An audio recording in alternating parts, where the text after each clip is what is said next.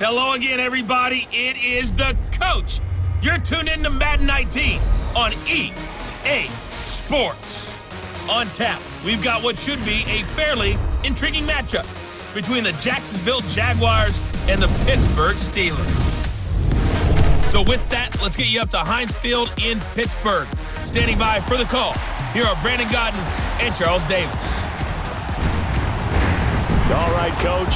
EA Sports coverage of the NFL brings us to the steel capital of the world, Pittsburgh, PA, at Heinz Field.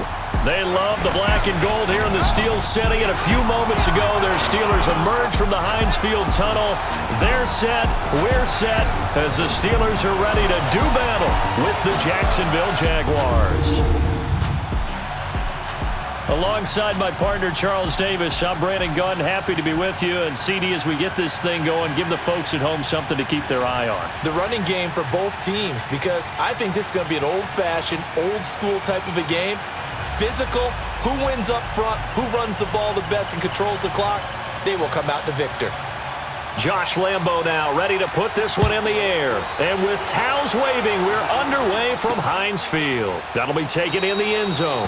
And no run back here. This will be a touchback, and it comes out to the 25-yard line. So the Steelers offense getting set for their first drive. They're led onto the field by a man who needs no introduction, Ben Roethlisberger. We talk so often about his physical attributes. Of course, the Big Ben nickname, his ability to take hits in the pocket, his ability to extend plays and get outside of the pocket. But how about this for efficiency? Top 10 in career NFL passer rating, and he's one of the top 5 winningest quarterbacks in NFL history. That's pretty darn good.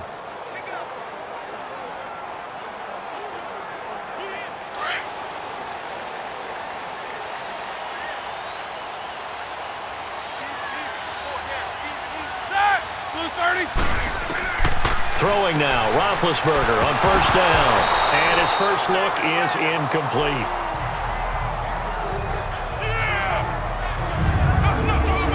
And let's take a look at the Steeler offense. To play running back in today's NFL, you need to be versatile, and that really defines Le'Veon Bell, because if you hand it to him, he won't turn it down. 321 carries in 2017.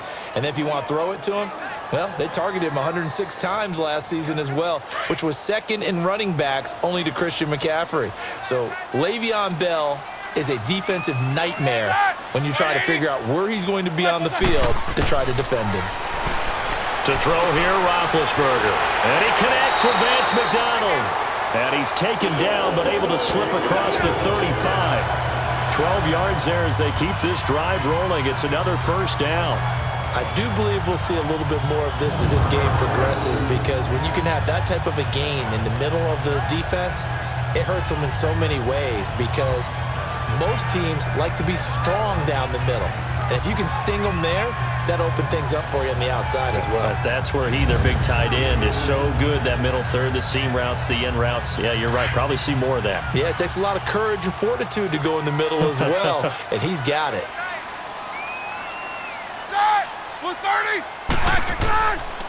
Now a carry for the former Michigan State man, Le'Veon Bell. And he'll be stopped right at midfield. And there we see an early burst that makes him one of the leading rushers in the league. Well, I want you to know, I listened to you yesterday when we were watching film. You said write down the word vision for him.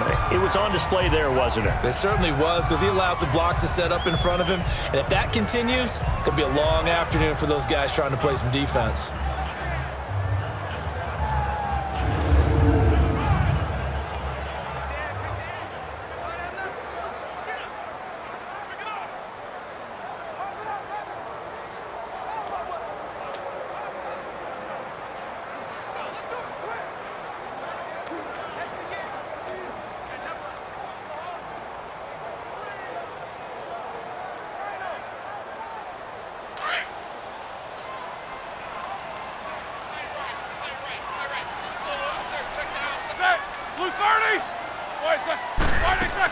And they'll keep it on the ground with Bell. And he's going to take this across midfield into Jacksonville territory. A gain of 3, second down. And time to take a look at the Jaguar defense. I want to highlight Telvin Smith, only the third linebacker in Jacksonville Jaguar history to make a Pro Bowl, but not for that reason. When he came out of Florida State with his build, many were projecting him as a safety in the NFL, about 215 pounds. He's gotten a little bit bigger, but his ability to run and hit and make plays has made him one of the most valuable linebackers in the NFL. They made the right choice leaving him at that spot.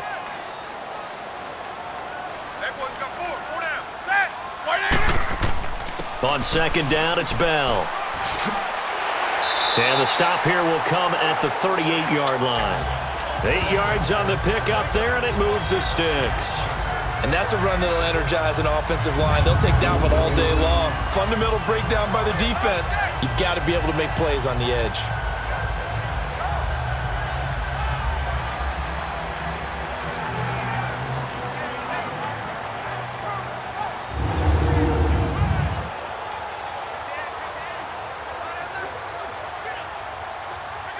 Now after the run by Bell, here's another 1st and 10.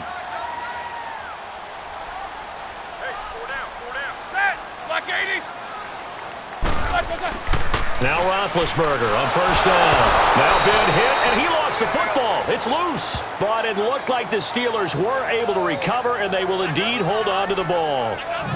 So they escape, so to speak, maintaining the football. Defensively, though, opportunity miss. It definitely was, because that's all defenses talk about. Getting the football and either advancing it the other way or just getting possession and turning it over to their offense.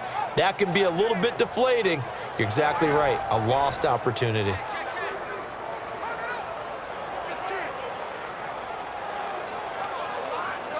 Second and 14 as they've got work to do here after the sack.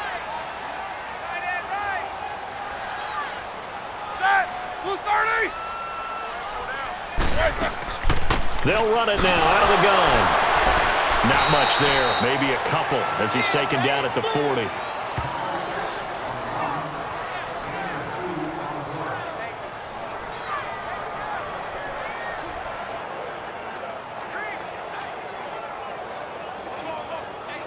The 7th play now of this opening drive. This is 3rd and long, though.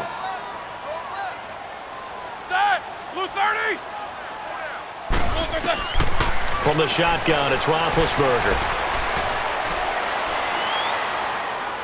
Now he's going to go up top over the middle, and he's unable to haul it in. So it falls incomplete over the middle third of the field, and that brings up 4th.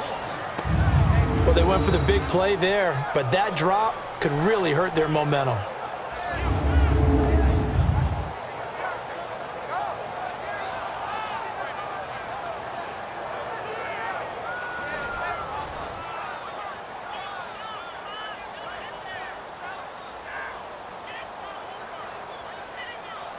So now they're going to send out the field goal unit to, as they say, fire away from long distance. They'll spot it at the 47, so call it a 57-yard attempt. Online, but off the crossbar, no good. A long-range effort denied 3 points at the very end. Well, he had that one on target. That's half the battle. The other half of the battle, however, is distance. And he nearly had that, too. But it was the crossbar that said otherwise, and that'll deny him a shot at 3. The Jags offense now gets set and heads back onto the field.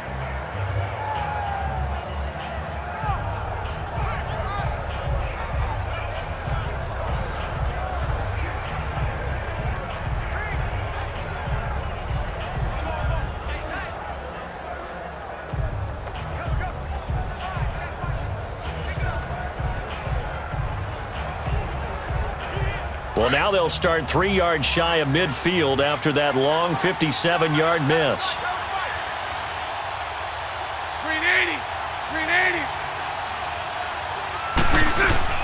They go play action here on 1st down.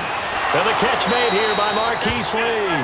And taking it across midfield and inside the 45. Nice way to start the drive, a gain of 12 and a 1st down.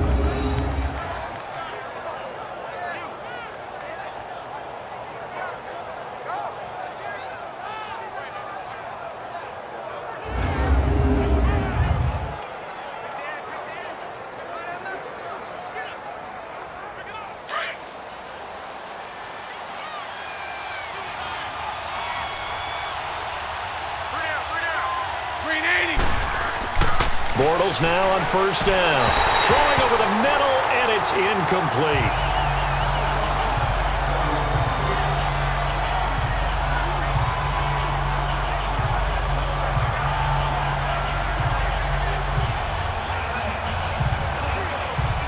Ball on the 42 as they come up 2nd and 10.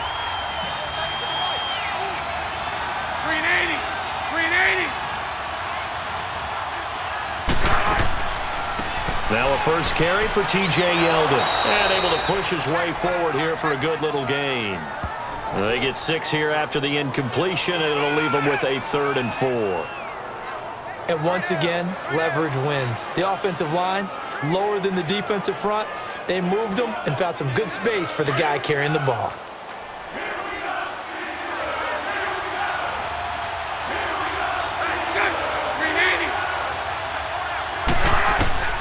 From the gun on 3rd down, Bortles. And incomplete here on 3rd down. I know at times people think we use it too often, but you've got to be able to throw guys open. And when you read zone, you've got to stick it in there before your receiver gets to the next guy in the zone. Otherwise, you bring him into the play. And that's precisely what allowed that defense to disrupt the pass.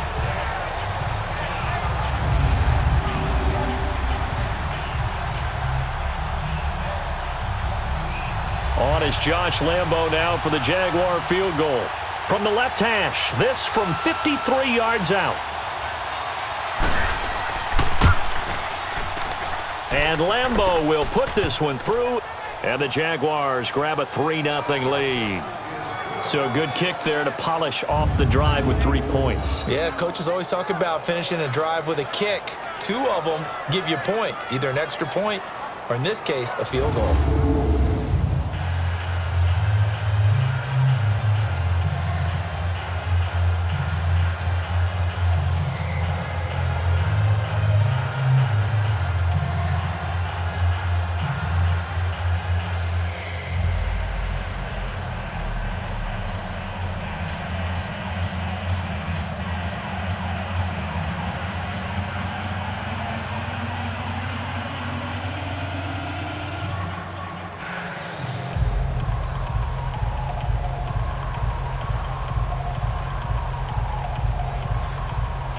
Now after the made field goal, back out Lambo to kick this one off. This is fielded a couple yards deep. And he'll get it up past the 20 to the 22-yard line. The Steelers offense now, they head back onto the field. Last time out, they had that long 50-plus yard field goal that they missed.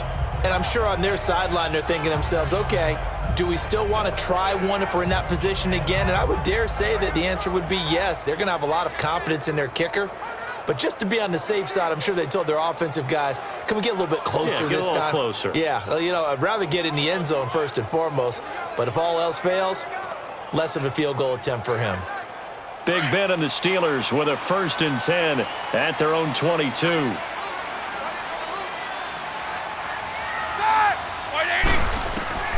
Out of the gun, it's Roethlisberger. He couldn't quite hold it. Got hit. Ball pops out. Incomplete. Those passes out that far wide always make you hold your breath a little bit. Felt like it was in the air for a while. What it does is it allows a defender to gain some ground, come from a long distance, and have a chance to affect the pass. So after the incompletion, 2nd and 10 from the 22.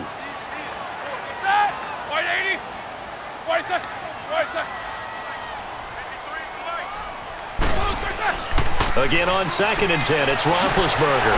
Over the middle here to Brown. And they'll bring him down at the 27-yard line. That catch good for 5. It's 3rd down. I think defensively you're okay with that. Here in the first quarter, he's going to get some catches, but they rallied to him quickly. And that's what you count on, and I like what you just said. First quarter, can you do it all game long? They catch it, you tackle them, they go down on the spot. Because when you're able to do that and you don't give up big chunks of yardage after the catch, now you put the offense in a position where every series, they have to work hard to pick up first downs, and you tend to stall them out when you do that. He's got the first down and more past the 40 as they finally wrangle him in at the 48. Where they convert on third with a gain of 22. The beauty of route running is it doesn't matter what position, everyone's doing the same thing. In this case, tight end, selling the vertical route. Get the defensive back on his heels, break off for the corner, and with good timing, you get a completion as we just saw there.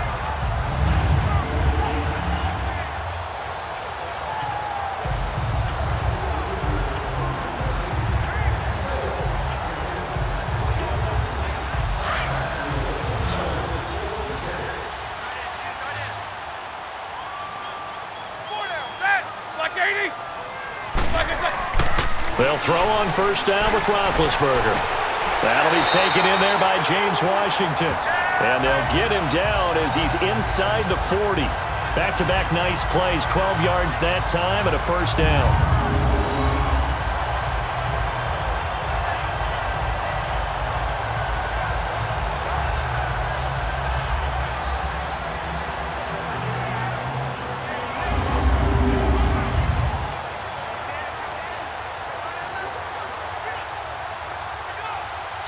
So from the 39 now, they'll come up on a 1st and 10.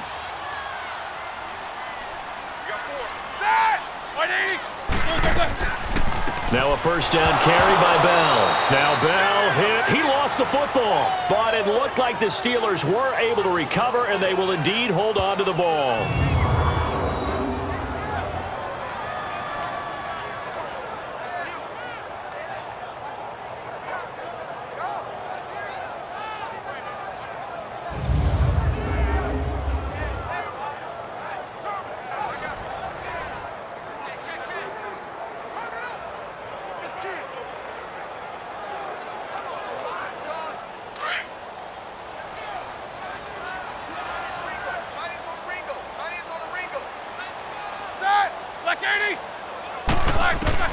On second down, here's Roethlisberger.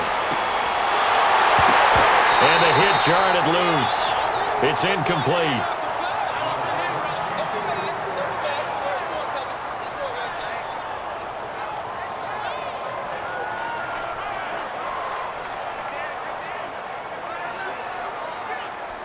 An incomplete pass on that last play, and that means they'll need to come up with something here on third down.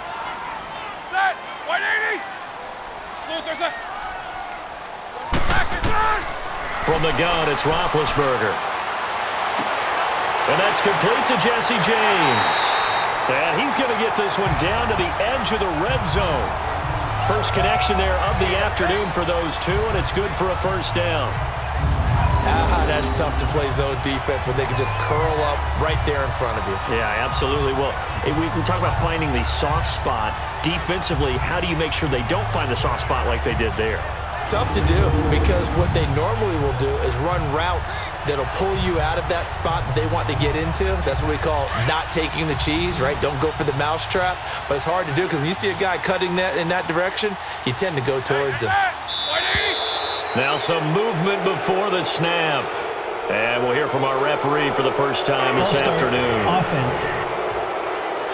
So that'll back him up 5. Still first down.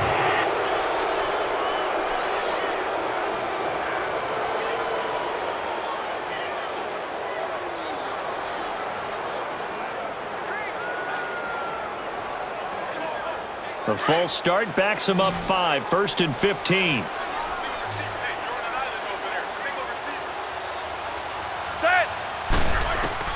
Now it's Roethlisberger.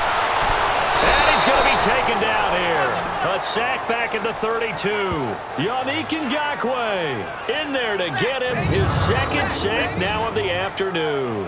They've been moving the ball well offensively, really getting into a groove. Last play, pass completion. Now, finally, the defense gets there. And you have to find a way to disrupt their rhythm. Do you do it with coverage or do you do it with pressure? They elected to go with pressure, and it was the right call.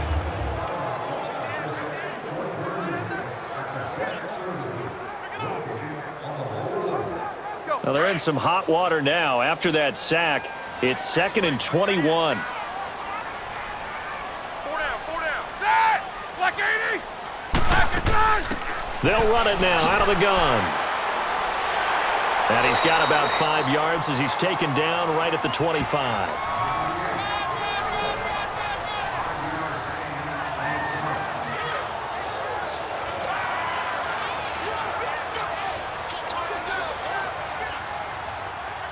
They missed a field goal on their last drive. Here they need something to even get into field goal range on 3rd down.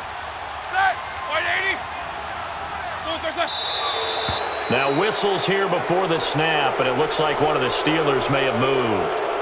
False start, offense. They get the tackle, Marcus Gilbert, 2nd-round pick back in 2011 out of Florida. Still 3rd down.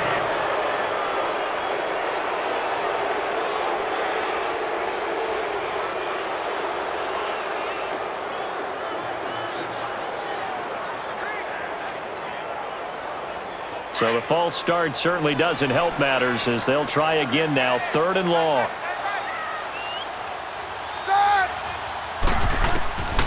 Now it's Roethlisberger. This is Bell on the dump off. And he'll go down here right around the 23-yard line. Give him 7 on the play, and that's going to bring up a 4th down.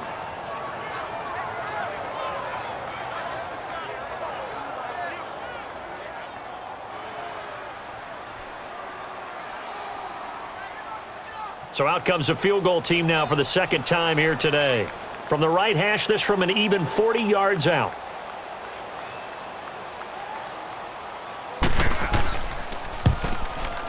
And Boswell's kick is good. And that will tie us at 3-3. So he gets an early chance to redeem himself, and he's able to put that one through. And how happy is he that he's able to get that 2nd chance so quickly after the first miss, gets his confidence back up, and who knows, they may need it for an even bigger kick later in the game.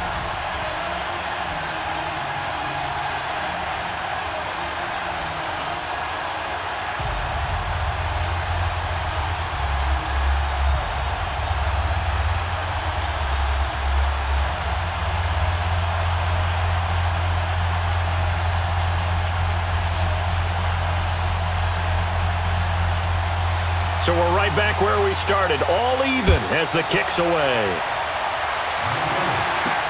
This fielded a few yards into the end zone. And no run back here. This will be a touchback, and it comes out to the 25-yard line. Here comes the Jaguars offense as they get set to go again. And fortunate to get points on the board last time. They had to hit a really long field goal to do so. The kickers in today's game are so good and so skilled and hit from distances that we almost start to take them for granted, and we can't do that. That's a long field goal that they got 3 points out of. They've got to feel good about that, and they better make sure they love him up because he's helped them out. Yeah, now we'll see if that offense can put 6 on the board here. We'll see. Bortles leads the Jags up 1st and 10 at their own 25-yard line.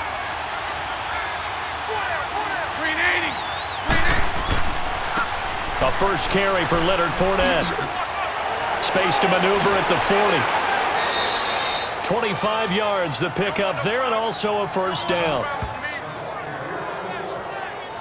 That outside handoff to the left, that play has to warm the heart of an offensive line coach because they controlled the left side where they were supposed to, but they didn't allow anything to leak from the backside on the right side of the offensive line either. Well played. Yeah, and it created a big run.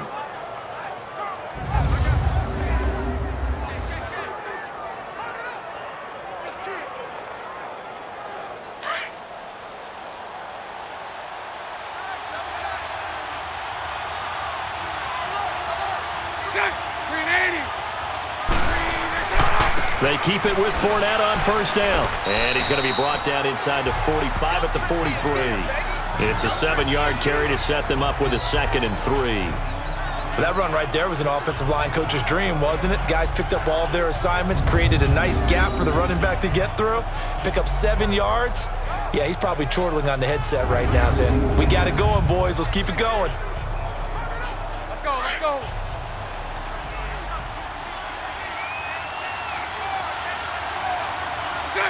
Green 80. On 2nd down, here's Bortles. And the stop here will come at the 38-yard line. They get 5 out of that one, and it moves the chains.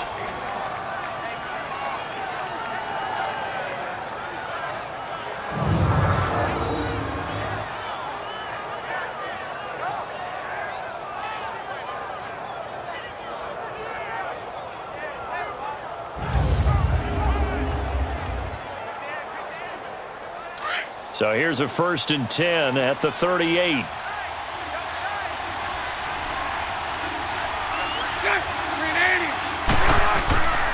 Fournette, a 1st down carry. And the play goes nowhere. Losing yardage back near the 40 at the 39. Personal foul. Face mask. Defense. So they will accept the penalty and move forward. Automatic 1st down.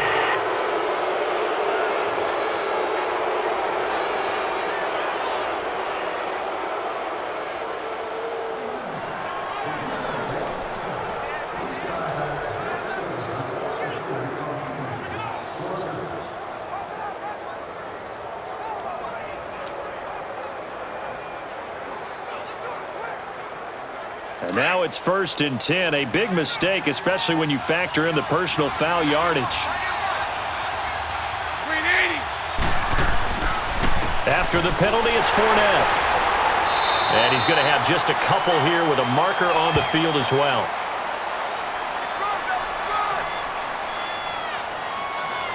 Holding. Offense. That time, the right guard sending him backwards. And so many different types of guys rotate in on the defensive line now, depending on situations. You can get the bulky guy, the fast guy. No matter what, though, you can't hold them. They're backed up here with a 1st and 20 now after the holding penalty.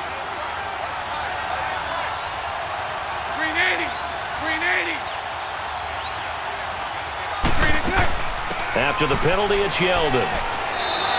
That's a gain of 6 on the 1st down run.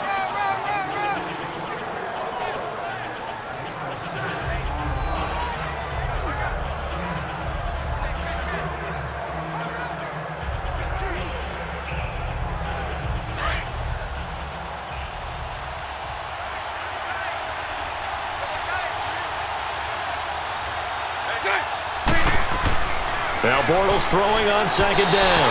And his throw is incomplete. The intended target, the tight end, Austin Seferian-Jenkins.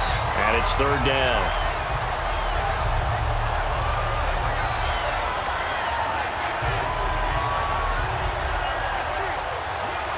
An incomplete pass on that last play, and that means they'll need to come up with something here on 3rd down.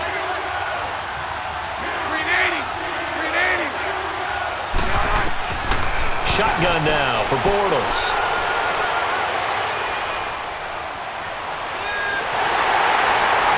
And down inside the 15, shy of the 10. 16 yards that time on the pickup for the Jags and a 1st down.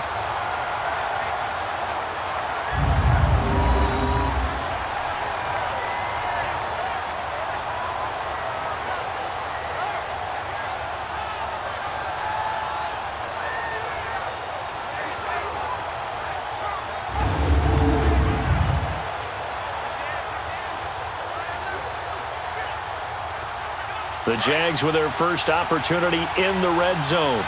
It's 1st and 10 from the 12.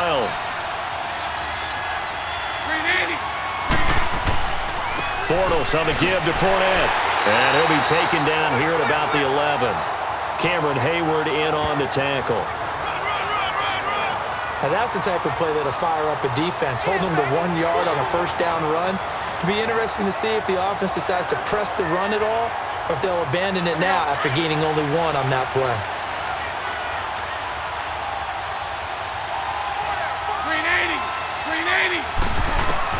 Bortles to throw on 2nd down.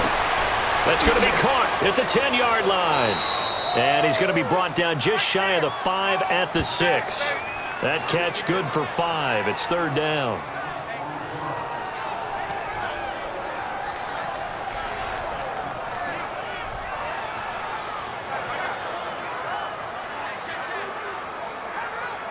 This will be the 8th play of the drive here. 3rd and 4.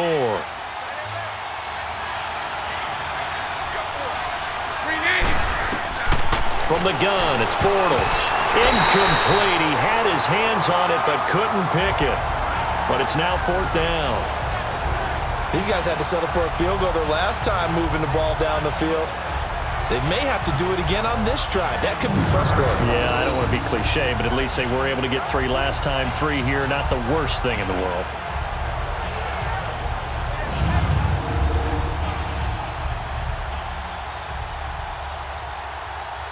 So out comes a field goal team now for the 2nd time here today.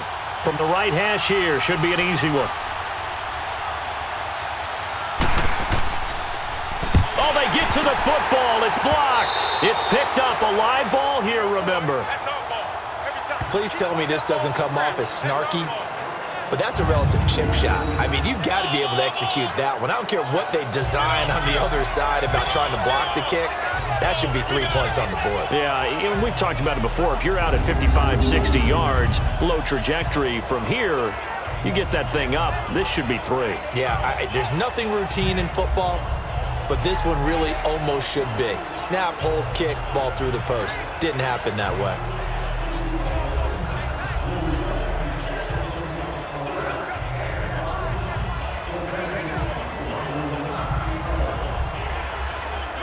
So now a chance for points in the opposite direction after the blocked field goal.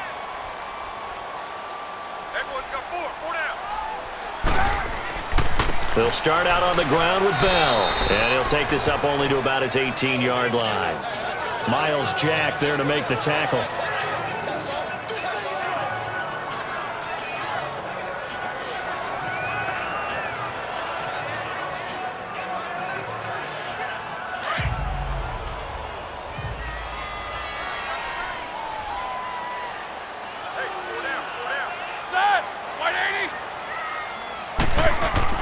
A fake to Bell. Now it's Roethlisberger. He's going to air one out. Trying for Brown, and it's intercepted. Picked up by Jalen Ramsey. And he'll take this across midfield and inside the 45. And that's a great example of ball skills right there, partner. You and I do a lot of games, and I can't tell you how many guys look to run with the football before they've intercepted it. So that's a nice job of focusing on the task at hand and coming away with the interception.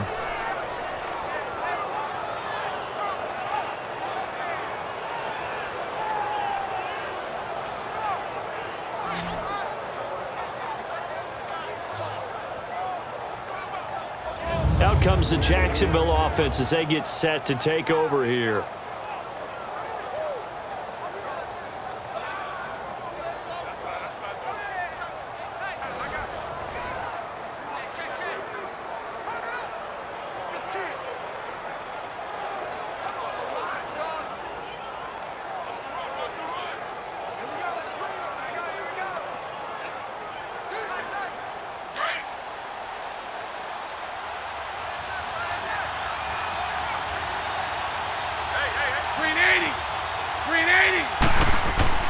So after the INT, it's Bortles. And Austin Seferian-Jenkins has it. And he gets this inside the 35-yard line. It'll be a gain of 10 to start the drive out, and by a few inches, that'll be a 1st down. Sometimes the most effective routes are the ones that you run in the backyard, and you probably ran them when you were 5 years old. How about that little curl there against zone? But the key to it is finding the open spots in the zone. How a linebacker or a defensive back will widen to give you space. Find that area and let your quarterback hit you. So they'll come up 1st and 10 now from the 33.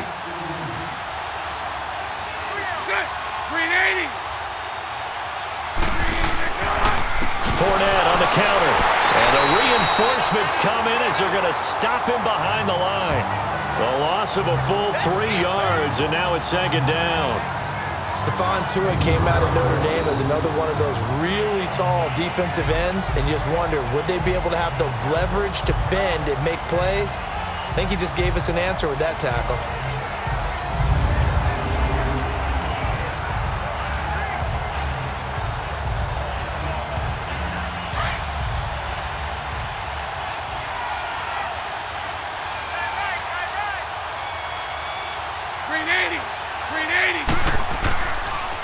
Bortles going to run the draw with Fournette. And that didn't fool anybody. He's going to be dropped in the backfield.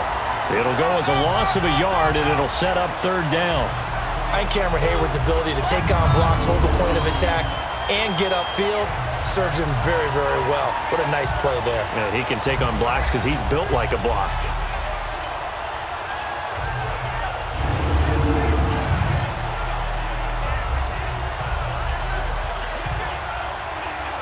So first and second down went in the wrong direction. They'll try to do better here on 3rd and 13.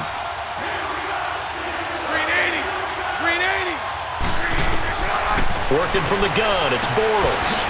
Open man is Westbrook, complete. And they'll get this one to about the 20-yard line. A Jacksonville first down on a pickup of 17.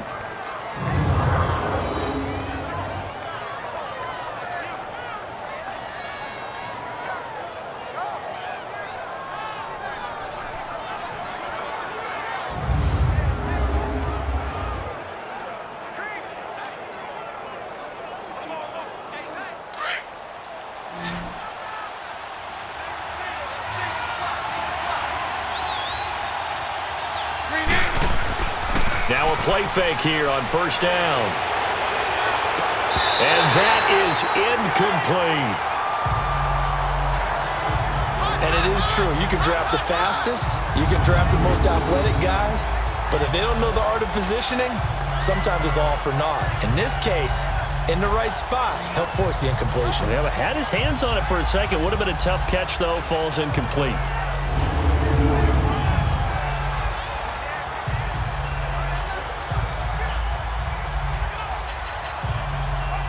Two seconds to go, first quarter.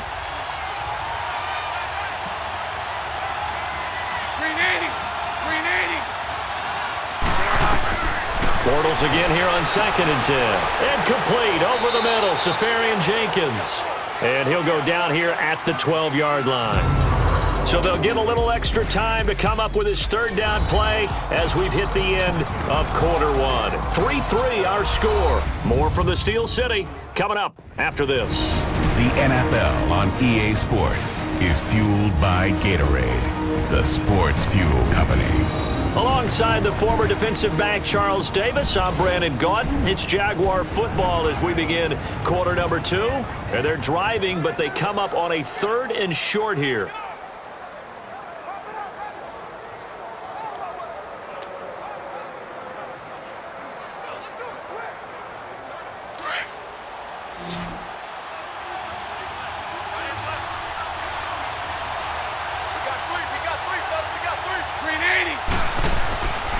Bortles to throw once more.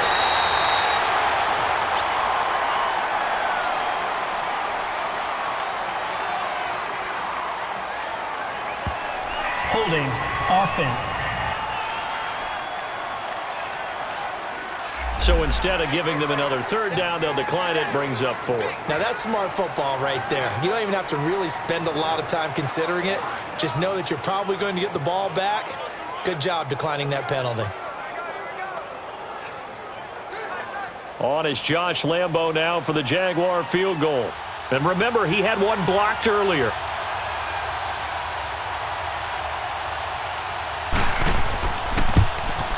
And Lambo will put this one through. And they will take the lead here in this battle of field goals. It's 6-3. So this time the protection holds up for him just fine, and he's able to bang it through. I think their special teams coach got the point across. He gave him a pretty good earful after the block earlier. And this time, there's no penetration, so they're able to pick up 3.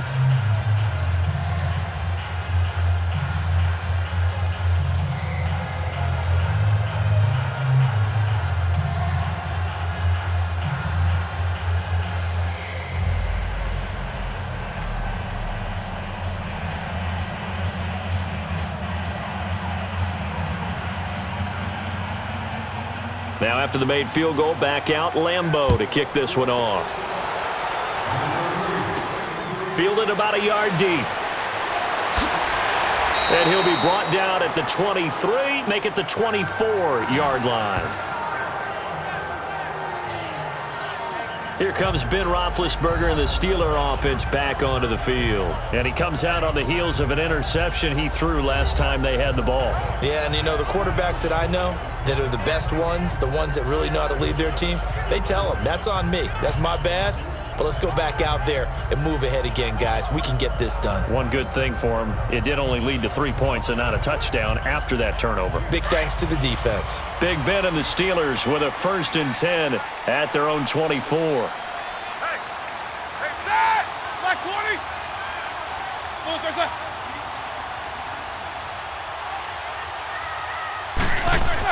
Try to shake off the interception. He'll look to throw. Over the middle, complete. That's Brown. And they work this well upfield across the 45. A good pickup there, a 22.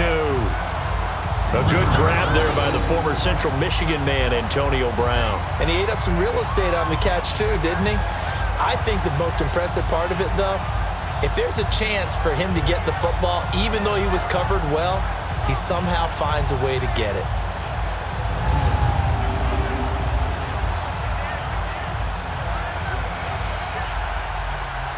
A big hitter to start the drive has him up near midfield here for 1st and 10.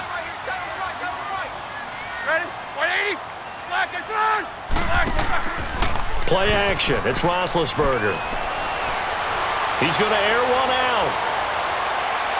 So they took a shot on 1st down but couldn't connect. It's never a bad idea to try and get it to Antonio Brown, but there must be a little bit of the Madden curse going on for a cover athlete here. Hasn't been able to get that elite separation that we're used to seeing from him. So after the incompletion on 1st, now 2nd and 10. Set! Blue 30! Roethlisberger. And that's going to be too high, out of bounds and incomplete. Antonio Brown, the intended receiver, and it's 3rd down.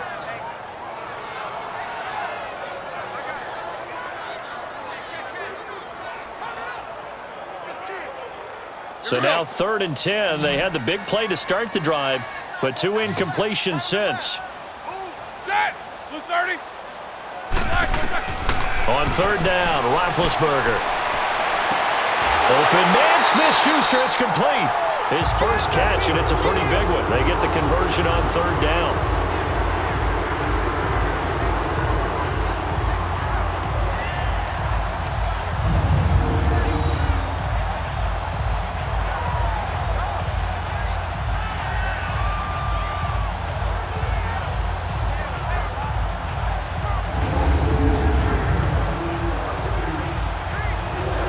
This offense finding its legs now. Here's another 1st and 10. Black 30! Black. On the counter, here's Bell. And that play is blown up, losing yardage back at the 35. That's going to go as a loss of a yard, and it'll be 2nd down. An interesting and intriguing decision there defensively because they kept extra DBs on the field despite seeing the multiple tight end look that came out for the offense. I thought they were going to switch out of it. I didn't know if they felt they didn't have time or what the case was. Well, in any event, the extra speed allowed for great penetration as they stuffed that one behind the line of scrimmage. Maybe just a slight detour on what's been a strong drive. Here's 2nd and 11. We got 4. Set! Black 20! On 2nd down, Roethlisberger. Escaping the pressure right. And he's got this down almost to the 20 before he's dropped. Scrambling not particularly a Roethlisberger strong suit, but he does get the job done there and gets a 1st. Big Ben with his size, sometimes it still surprises me when he can dance for a 1st. He's the preeminent quarterback at taking contact, shedding it, and turning it into a big play. You know what they say about him? It's not the first 3 seconds of the play that you worry about with him. It's the next 3. Takes the hit, and now he creates a big one. Set! Blue 30! They'll run it now out of the gun. Shifts by at the 15. And he's in. Touchdown, Steelers.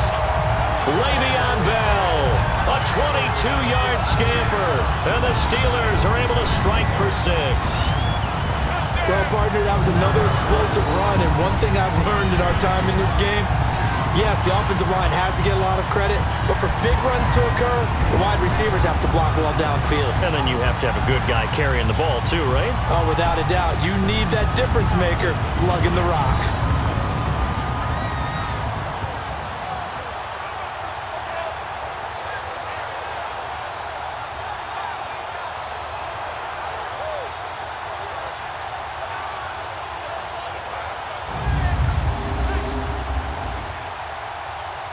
Chris Boswell now for the extra point.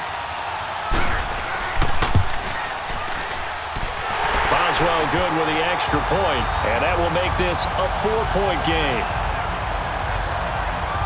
So the drive winds up going 75 yards in 7 plays, and it ends with a Le'Veon Bell touchdown run.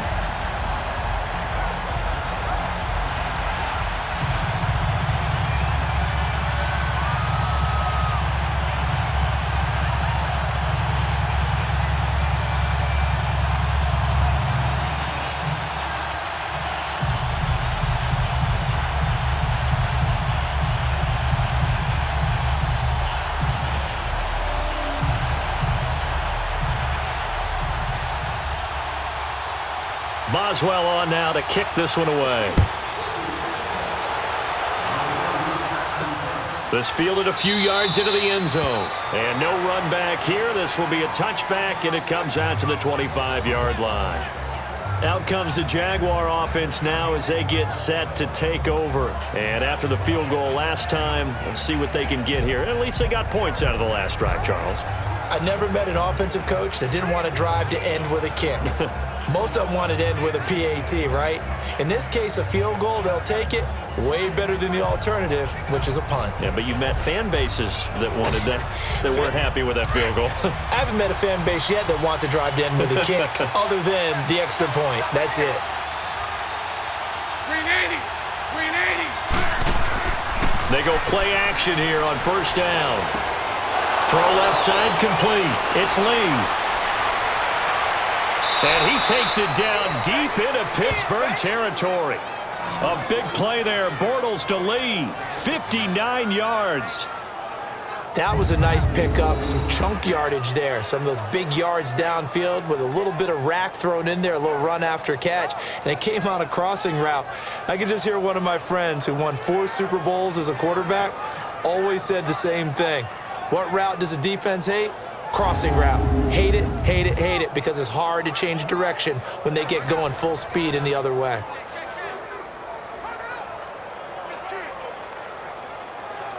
Line of scrimmage moves from their own 25 all the way to the red zone now for 1st and 10. 380!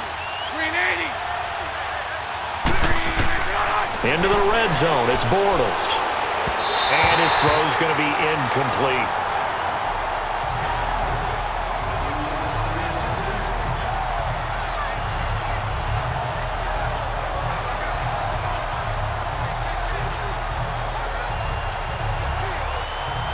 So now 2nd and 10 after the incompletion on first down.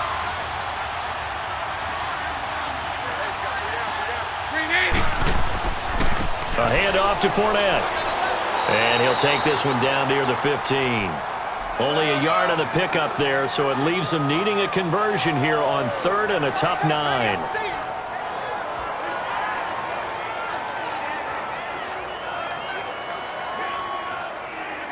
In need of a conversion on 3rd down. They had the big play to start the drive. Not much sense. 380! 380! Bortles going to throw. This is caught. And he takes it in. Touchdown, Jacksonville. As his guys are in for 6. And the Jags are able to cash in for 6. I wonder if he changed anything on his play sheet or they just executed better. Because they had 2 previous drives that ended in field goals. Before this one, they finally were able to put into the end zone. Well, whatever he did, speaking of the offensive coordinator, might be using that formula going forward. It worked there. Yeah, it worked very well. He and his field general in pretty good sync right now. They're starting to move the ball well. Point after by Lambeau, up and good.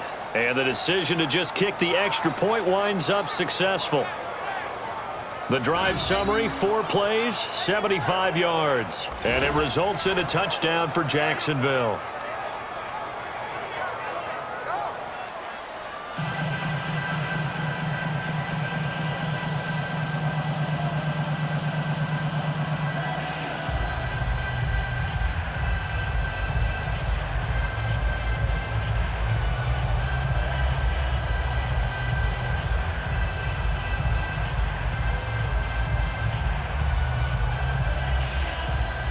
Here's Lambeau out to kick this one away.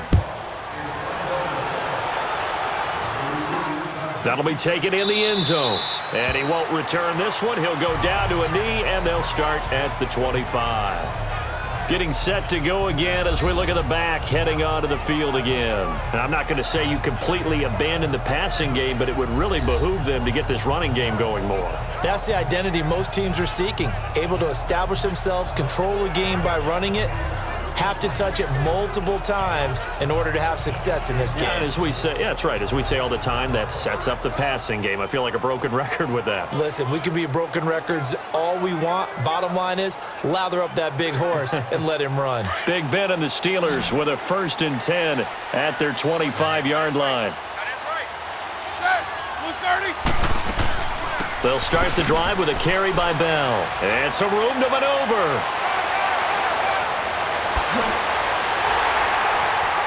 And he'll get this way down into Jacksonville territory. It's a big run that time by Bell. 57 yards. And for those worried about whether or not Le'Veon's explosiveness would return, I think we just had our answer. ACL? What ACL? This guy's back running as if he were totally healthy and never had an issue. Line of scrimmage moves from their own 25 all the way to the red zone now for 1st and 10. Black 20. From the red zone now, here's Roethlisberger on 1st down. This will be caught just inside the 10. And they work this near the 5. He'll be stopped at the 6. It's a nice pickup of 12 yards, and it gives him a 1st and goal.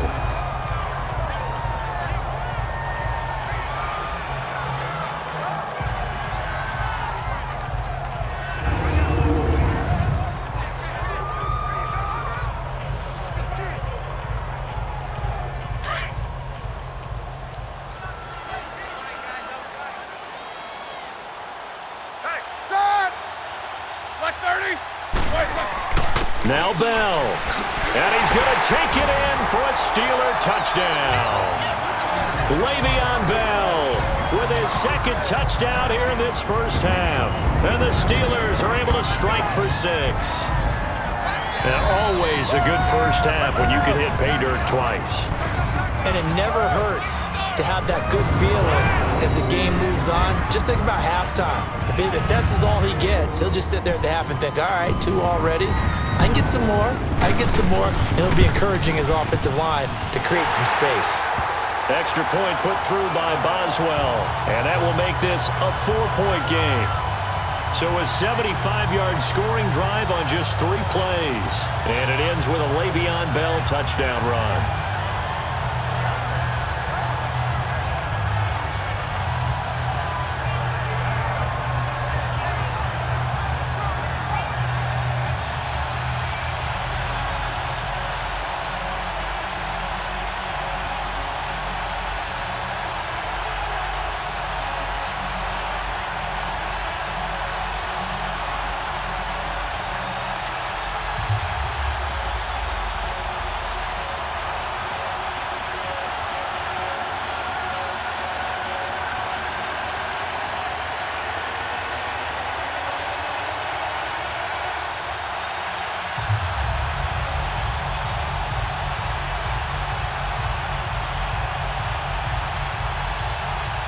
Boswell on now to kick this one away. Fielded about a yard deep. And a nice job there as he gets this one up just shy of the 35-yard line at the 34. Getting set to go again, Blake Bortles marches back onto the field with his offense. Been a decent start for him here in this first half, but they're losing. And I think as the captain of the offense, you probably always feel like you need to do more in that situation. The best have always felt that way, and they won't settle for anything less. So right now, his goal is to increase what he's doing on the field, try to make sure his teammates come along with him, and he feels like if I do better, everyone will do better. And that's what we're seeing from him right now. Got to have a little extra determination. Yeah, a little extra determination. He has thrown the touchdown pass. No interceptions for him personally to this point. And the hole closes quickly. He gets it across the 35 to the 36-yard line. Give him a couple on the carry there. 2nd and 8.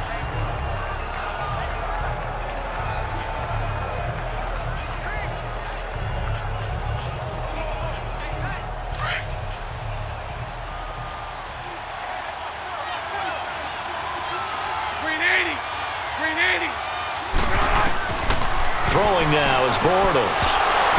And incomplete there. A nice hit. Jars the ball free and brings up 3rd down.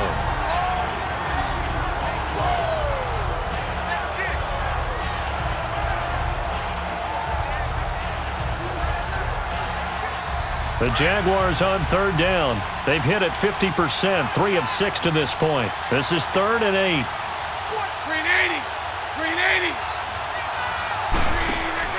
A fake to Fournette. Now it's Bortles to throw. And this is going to be incomplete. And that's a crusher right there. Had his man open for a 1st down, threw a fastball when that wasn't necessary, incomplete pass. When are these quarterbacks going to learn? You don't get extra points for how hard you throw the football. And the Jaguars send out their punter. Back deep for the Steelers, Antonio Brown.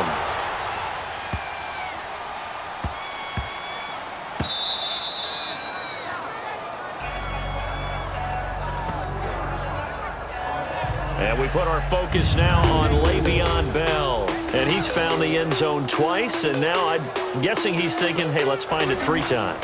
And you got to figure from the defensive perspective, how has he gotten there twice? What are we going to do to keep him out for a 3rd time? How do we tighten things down? Because he and his offensive mates, they are really in sync right now.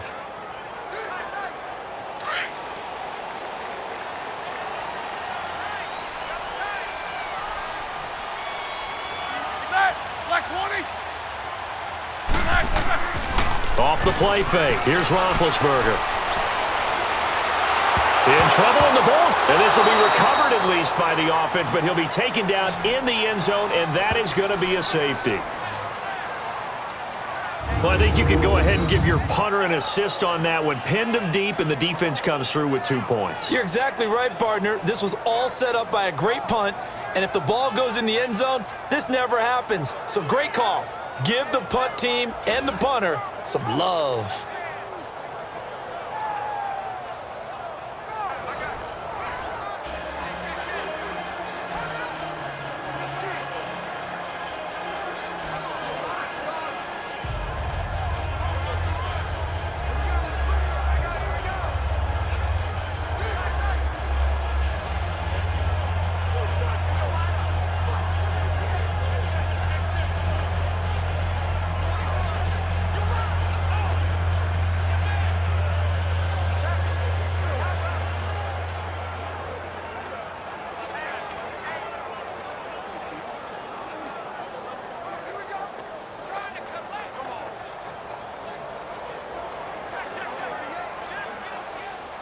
So after that safety, now a free kick situation forthcoming as they punt it away from the 20.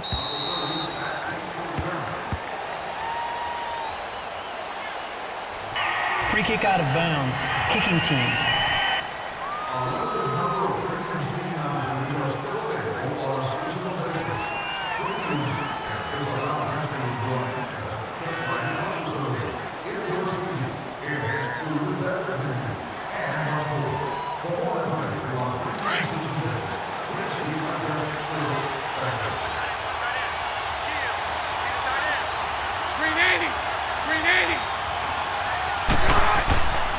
Here's a give to Fournette. And he's able to get this one down to about the 40.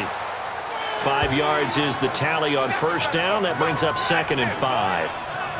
Well, we all know the guy carrying the ball is going to get the credit, both in the stat line and probably in the newspaper. But guess what? Those guys creating holes, they couldn't feel better about themselves right now. Offensive line, tight end, probably even the wide receivers are involved. They're moving the ball well. 380! 380! Now Bortles.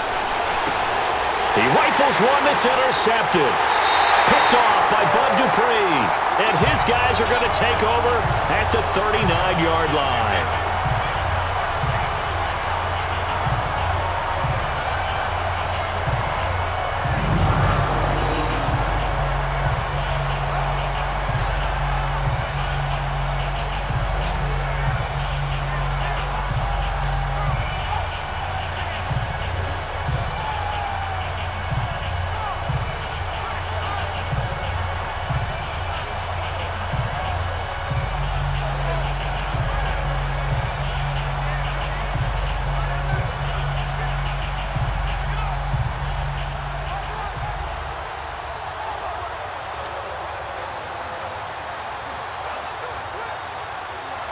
Big Ben and the Steelers with a 1st and 10 at the 39-yard line.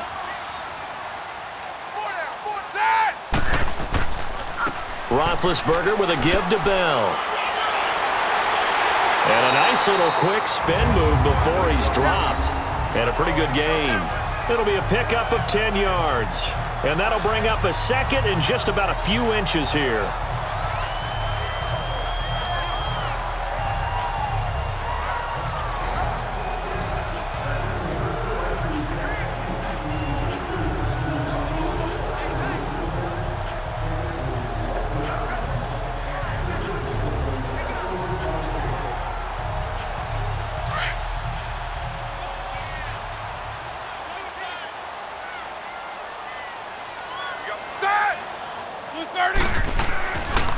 Now Roethlisberger going to hand to Bell. And maybe a measure of revenge there. He's had his way in this one, but this time they get him behind the line. He'll wind up losing a yard on the play, and that is going to set up a 3rd and 1. So while the offense has had a big day, no one on that side of the ball is excited about seeing a loss like that. Their goal, to make every play positive, and when you have a bad one like that, your next goal is to not let it spiral into more. And the Steelers on 3rd down. They've converted 3 out of 5 thus far. They're up against a 3rd and 1 situation. They'll try and run for it with Bell. And he's got the 1st down yardage as he takes it down to the 49. Only 3 there on the pickup, but that's enough to move the chains. Well, someone's been having a good game so far, and you know something? A lot of it's been power running. They decided to turn him loose again on 3rd down, didn't they? They did indeed. He delivered the tough yards.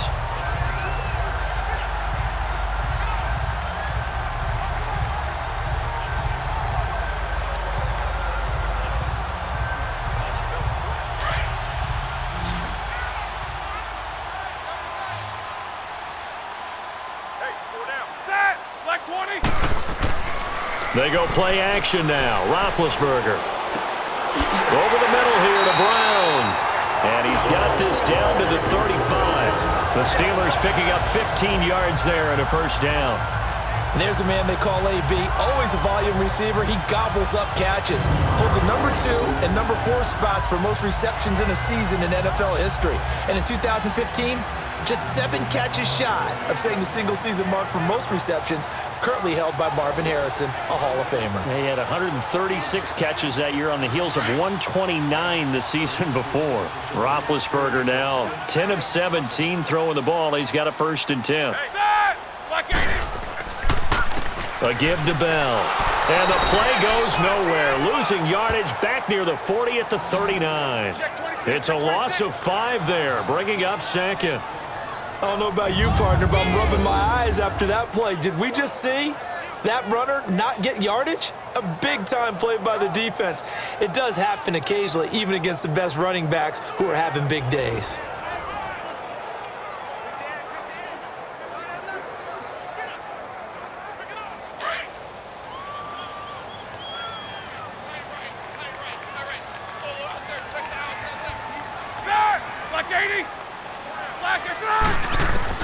Now Roethlisberger to throw on 2nd down.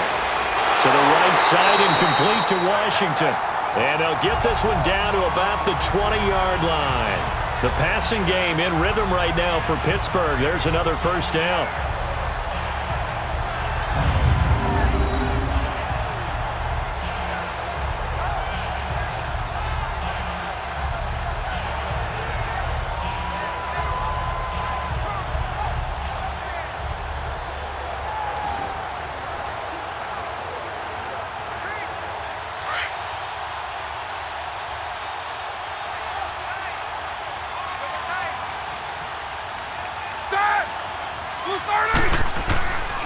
The give is to Bell. And he's going to fight his way forward here for a modest gain. It's a pickup of 4, and it'll bring up second down. I don't care what the emphasis is in the NFL at any given time. Every defense is still going to say their number one goal every game is stop the run. And right now, they're not doing that, and that really chips away at your confidence.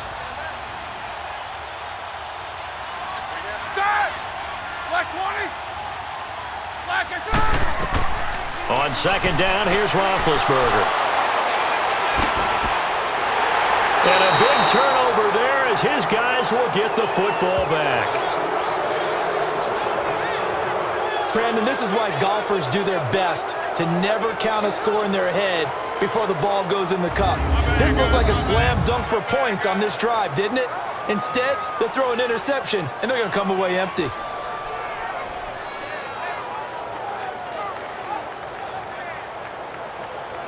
Here comes Blake Bortles now to lead his offense back out there. He's had a solid start to this game, but bottom line is they're losing, so he doesn't care about his stats. He just wants to right the ship on the scoreboard. He wants to actually increase his stats because he feels like if he does, that means things will get better for his team, maybe get them back into the ball game or into the lead. In these situations, I remember playing with a quarterback once where he actually ran out onto the field first ahead of everyone else just to say, guys, let's go. Try and create that energy, create that spark. Well, so far he has 1 touchdown, 1 interception. He'll be looking for that second touchdown now. Now Leonard Fournette. And he'll be taken down at the 18.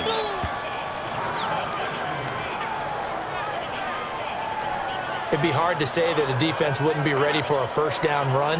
And when you can gain that kind of yardage against a defense, it's really kind of geared to stop that play. Your confidence has to rise, and now you've actually opened up your playbook. If you want to throw the ball now for play action, you're good to go.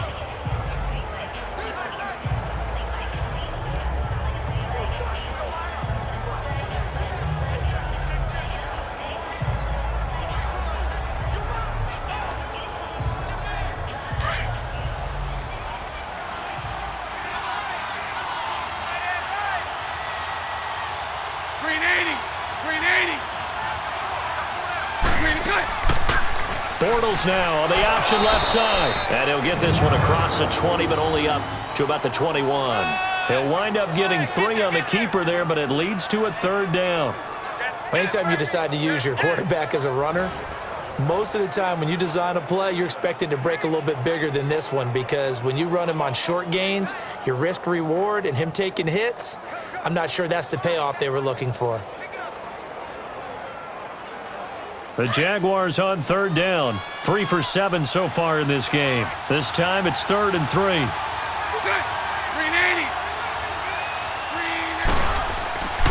Here's Bortles to throw. And he finds Safarian Jenkins. And they're going to get this beyond the 40 before he's taken down. And they're able to convert on third with a solid gain of 23. But when you hit him on the move like that, and he's able to get into open field with a full head of steam, oh, boy, it's going to be tough to get him down. Yeah, there was a big window. They're lucky they did get him down.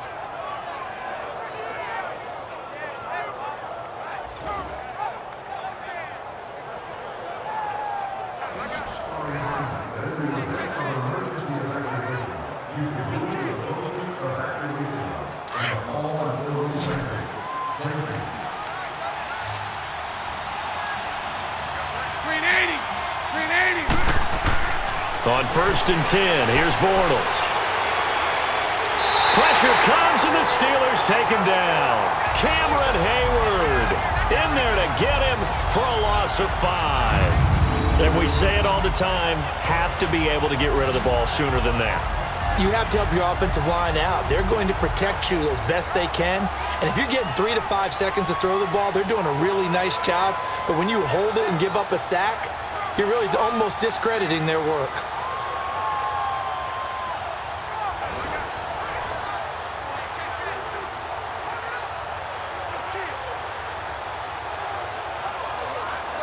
Got to assume this defense will be charging again here. It's 2nd and 15. Green 80. Play action. Now it's Bortles. Under pressure again, and down he goes again. Javon Hargrave in there to get him. And this pass rush strong now. That's sacks on back-to-back plays. But enough takes a start to have a good drive. Quite like a big loss on a sack, does it? Now they're looking at a 3rd and long, and suddenly the momentum shifted to the other side of the football. And old Mo is a very, very fickle man.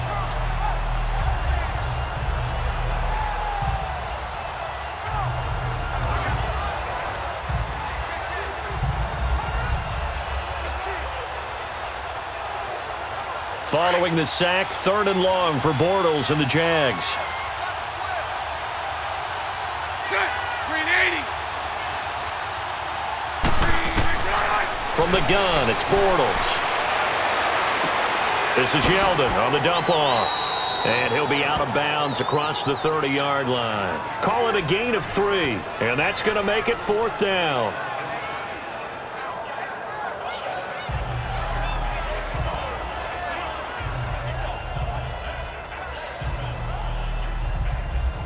And the Jaguars send out their punter as he'll come on to kick this one away.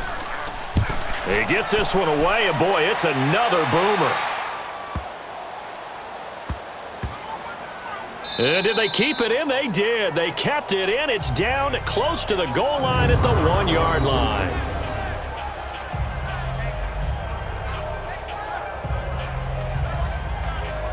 And Le'Veon Bell making his way back out onto the field now. We're in the 2nd quarter. They've got the lead. The lead, though, not so much because of the ground game, because of their air attack, Charles. So what they're seeing so far is the possibility of things loosening up later in the ground game. Through the air first, maybe they have to start respecting that even more as the game goes on, and then there will be running lanes to find later. Yeah, trying to get him more involved here on this drive, maybe.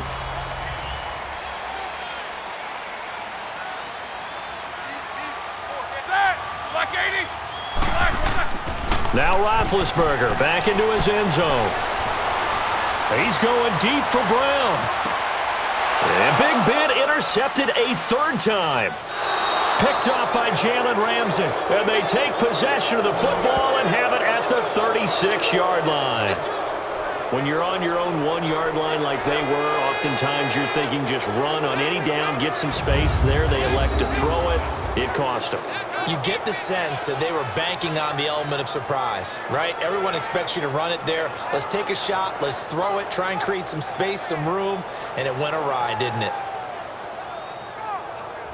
Leonard Fournette making his way back out there. He's been good. They've utilized him well, but they're losing here in the 2nd quarter. What might they change offensively? I think that what you try and do is expand how you get the ball to him a little bit.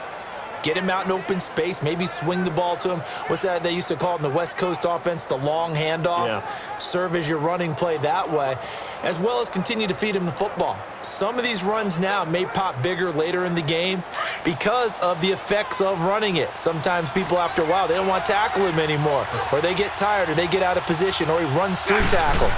Continue to feed him the ball. He's having that kind of game. Yeah, might they get him the ball in some space in some different ways here. Give him 3 on 1st down. It'll set up a 2nd and 7. Well, it wasn't much of a gain, but we're getting near the 2-minute warning, so maybe they just want to get to that point, regroup, and decide what they want to do the rest of the half. Well, they don't need to run another play here before the 2-minute warning. Let's see if they do it anyway. Green 80. On 2nd down, here's Bortles. Oh, the rookie nearly had the pick. Probably should have had it. 3rd down now. The name of the game is always on defense, put pressure on the quarterback. And that's exactly what they've done today. It looks like they've got him a little bit rattled. That would have been the second interception in the first half.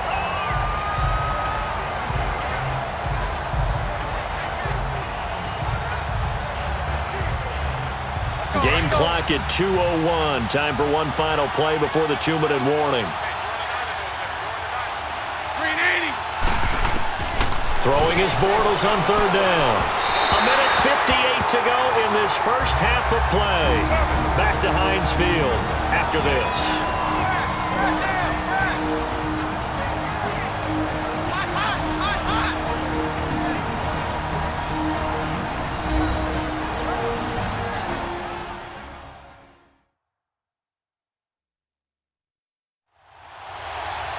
A reminder coming up here at halftime. We'll ship you off to Orlando. Jonathan Coachman will have first-half highlights and analysis from a back-and-forth first half that we've seen. And the Jaguars send out their punter as he's on to kick it away. He's been a busy man here in this first half as he gets it away.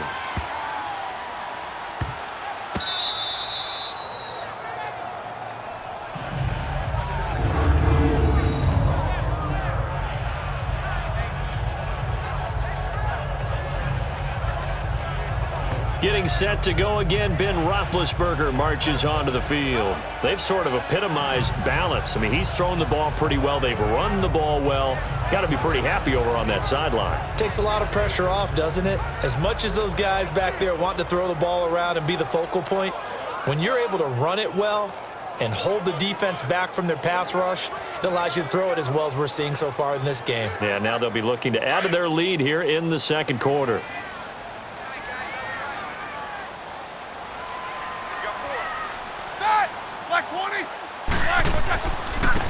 Bell.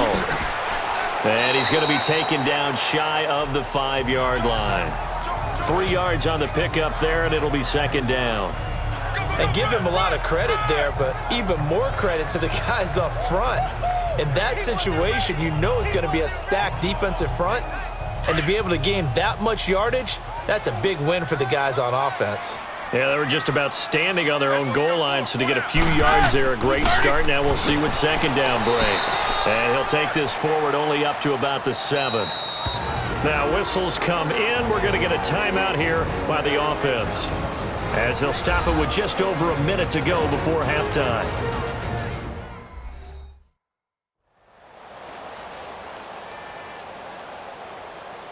And welcome back. The offensive unit, they took the timeout. And now they get set to line up as we resume action.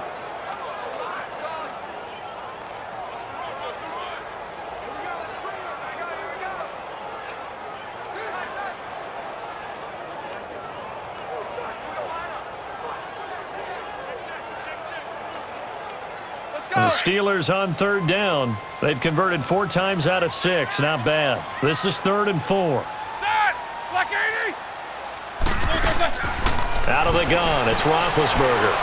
And an incomplete pass. That'll stop the clock here with just under a minute to play in half number 1.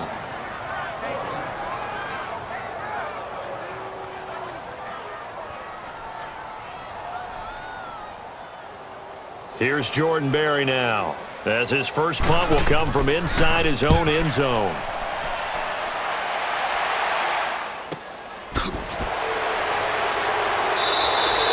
That'll be a 48-yard punt, 1 yard on the return. And the Jaguars go on offense, first down and 10. Getting set to go again, Blake Bortles marches back onto the field with his offense. He's doing his job, but the bottom line, they're losing. They've got a deficit to make up here, and he knows it. And quarterbacks who last in this league learned that lesson really early. You may have had a great stat line and felt pretty good about how you played, but if your team didn't win, it almost doesn't matter.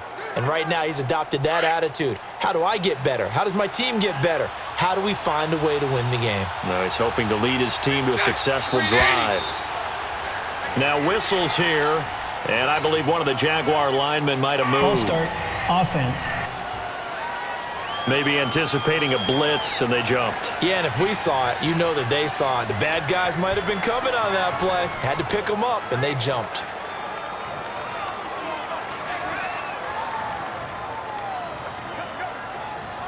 A false start backs him up 5, 1st and 15. Set. Green 80. Shotgun now for Bortles. And complete to Moncrief over the middle. So he got free at one tackle but couldn't do a whole lot else. Now before this second down play, we'll get whistles and a timeout as they'll stop it with just over 40 seconds to go in the first half.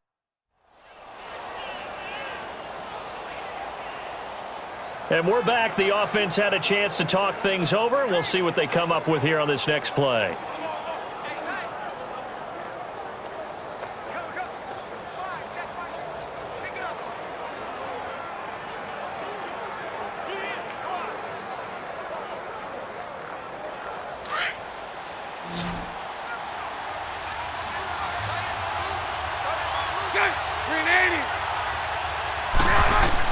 Bortles to throw on second down. Fighting down past the 45. Over to the right side, caught by Moncrief. And now we won't see a play on first down. We're going to get a timeout instead, as it'll come with 36 ticks to go in half number 1.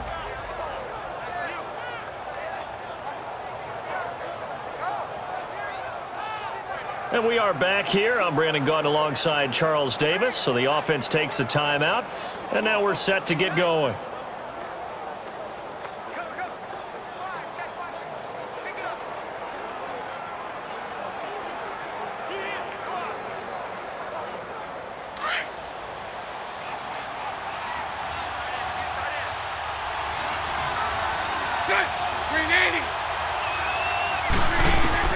Bortles now on first down. And he's going to be hit and driven into the turf. Bud Dupree in there to bring him down for a loss of 7.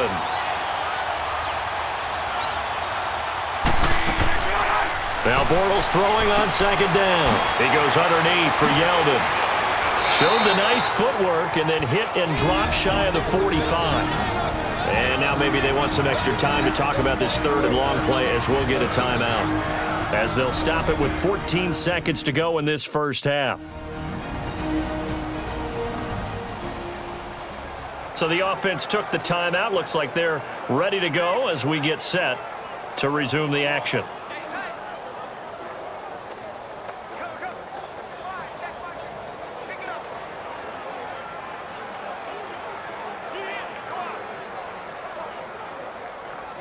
The Jaguars on third down. They're right at about the league average, 40%, 4 for 10. This is 3rd and 10.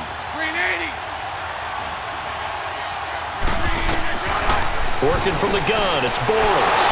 Incomplete over the middle, Safarian Jenkins. And he'll be taken down at the 44-yard line. 2 yards is all they'll get on the completion. It's 4th down. So we reach halftime here in the Steel City with the Steelers on top. As we'll send you down to Orlando, and we check in with Jonathan Coachman for our EA Sports Halftime Report. Coach.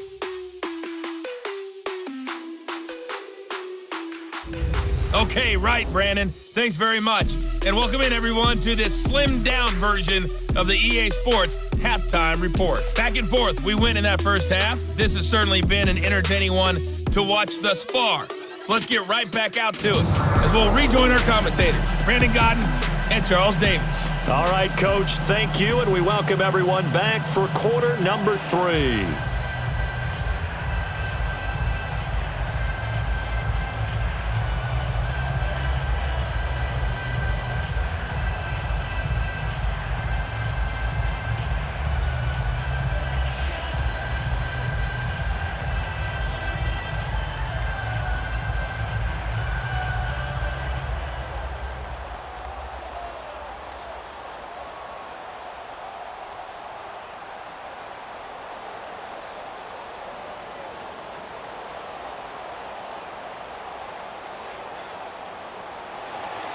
Both teams appear ready for the fight ahead, and we resume action here in quarter number 3. That'll be taken in the end zone. And no run back here. This will be a touchback, and it comes out to the 25-yard line. Out come the Jaguars now as they'll go on offense first here in this third quarter. They're close game, but they're going to need to do a little bit better probably here in half two, no? I would agree with that totally. I would guess it in the locker room. They talked about cleaning up some of the errors, but overall, I think they wanted to be positive with them. Guys, we're right there. Just not playing as well as we need to. Let's pick it up, and we still have a chance to win this game. Yeah, they do. We'll see if they can pick it up. Bortles leads the Jags up 1st and 10 at their own 25-yard line. Second half beginning with a run from Fournette. And able to stay on his feet past the 30 to about the 33-yard line. Just what you want on a first down run. Call it 8 yards. And it's 2nd and 2. And after that type of a run, there's some talking going on down on the field, but it's not trash talking. The guy who just carried the ball, he's going back and telling his offensive line, great job, keep it up, and we'll break that one soon. Here's a 2nd and 2 now from the 33.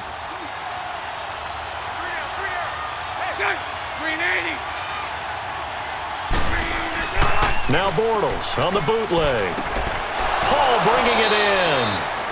3 yards there, good enough to keep the drive moving. I know sometimes we can get fooled when we watch him make catches, as we just saw him do there, because he really looks like a wide receiver the way he goes about his business. Yeah, 230, 240 range. Yeah, not super huge. Maybe not counted on to be that inline point-of-attack blocker that we used to have in the good old days, but you can flex him out. You can run wide receiver routes with him. You can make him a primary target, and that's how he'll shred a defense. So from the 36 now, 1st and 10.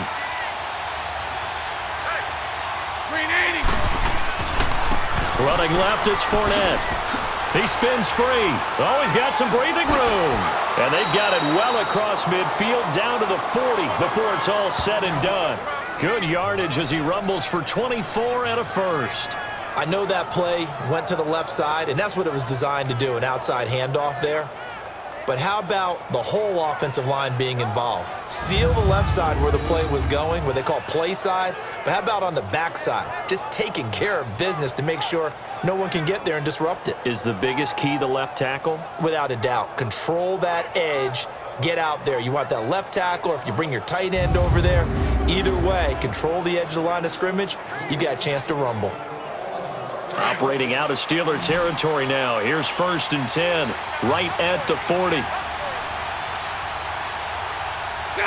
Green 80. On play action, now Bortles.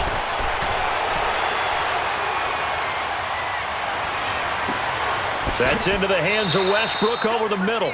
And he gets this one inside the 15, just a yard or two shy of the 10. He got 29 yards that time. You know I'm going to lean towards the defender, right? You know I'm going to do that. I know. That's a tough situation for him as I see it. But the truth of the matter is, that ball was not streaking towards him. Had a little arc on it. He's got to find a way to get his head around and make a play on the football.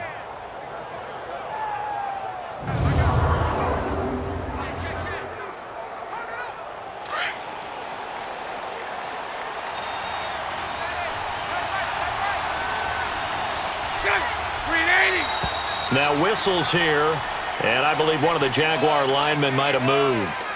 False start, offense. And that'll set him back 5.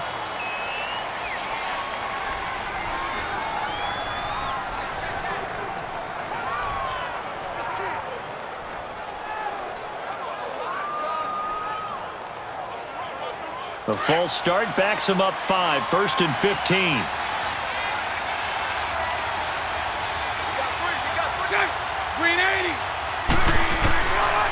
This is Fournette, and he is met at the line of scrimmage, and he goes down right there. Officially no gain on the play, and it's 2nd down. In a 3-4 defense there and against the run, a lot of responsibility can fall on that nose tackle. A ton of responsibility, no pun intended, because they've got to deal with not just the center, both guards, and a lot of times they have to eat up double teams in order to let the rest of the guys get to the football. But how about that play?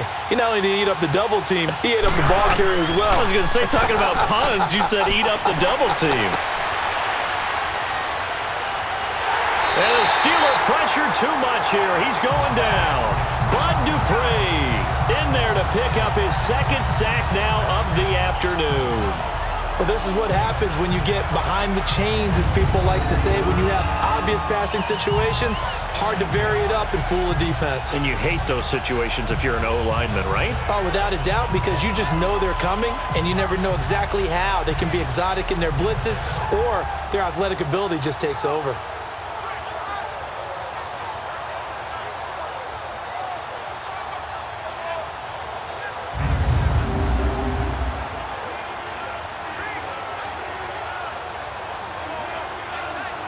Following the sack, 3rd and long for Bortles and the Jags. Green 80. Now Bortles. That is caught inside the 5. And he couldn't quite get there. Tackled down at the 1. They're able to convert on 3rd down, and that sets up a 1st and goal. Help me out, partner. Did they use up all their juice on 2nd down when they got the sack? Because on 3rd down, 0 pressure, all the time in the world, and he picks up the 1st down with that throw.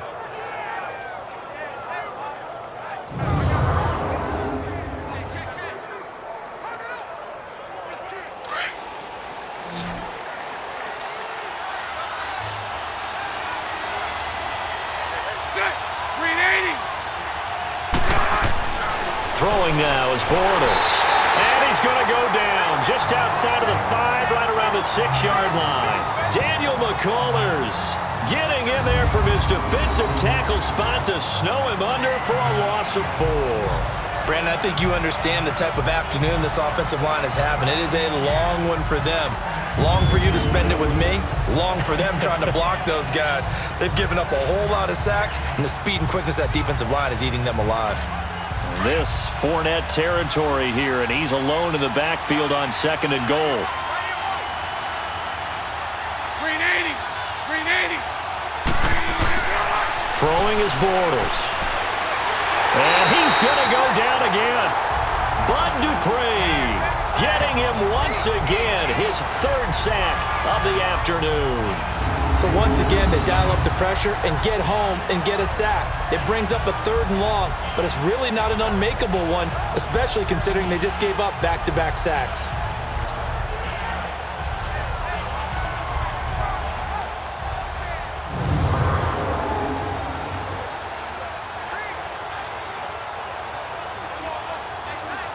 Following the sack, 3rd and long for Bortles and the Jags.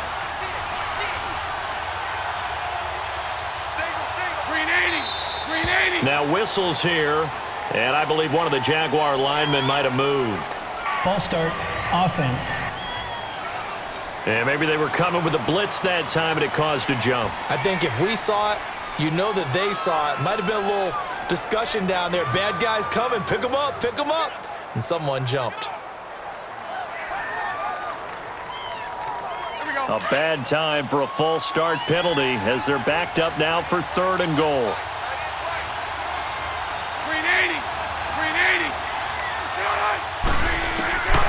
To throw, it's Bortles. Sideline throw, it's complete. And a nice job there of keeping the toes inbounds. That pass play good for 7, but it still brings up a 4th and goal. I do have to admit, I like it when it all comes together. When the top part, catching the football, right, whether you're catching it with your hands or cradling it, comes together with the legs, in this case the feet, doing a little toe tap to stay in bounds and complete the catch. And a great job by our crew on the camera shot. Love when you see the grass or on the field turf, those rubber pellets flying up. Great catch. So it's his 3rd field goal now in the ball game, and they've needed his leg. This last one gives him the lead. It's been a back and forth kind of a game, hasn't it? Now you got to tell your defense, guys, need you to make this stand up because we got the momentum going in the right direction, but we need you to make sure we carry it home.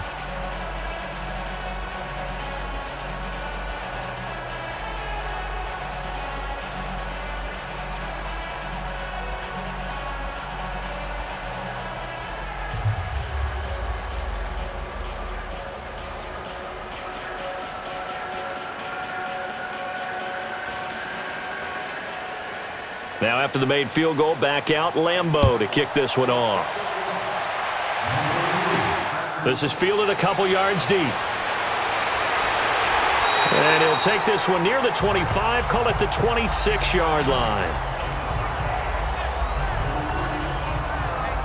Time for the Steelers offense now to get set for their first possession of half number 2. They're down in this game. A chance for the offense, though, to put something on the board, get some momentum here in half 2. Try and get things kick-started for them. And you know at the half, they discussed how they were going to get that done. This is where scripting comes into play a lot of the time. How many plays do you script coming out of the second? Most of the time in the first half, you're scripting 12 to 16. I think in the second half, you're really scripting more like 8 to 10, kind of a starter or an opener, whatever terminology they use, just something to get you off to a quick start. Now Bell, and maybe a measure of revenge there. He's had his way in this one, but this time they get him behind the line. It's a loss of a yard there, and now second down. Partner, I think there's a lesson there. Some days you're just having a really tough time, and for the defense, today has been that day. But after that play, what do you learn? You can still make plays even when the other guy's having success against you.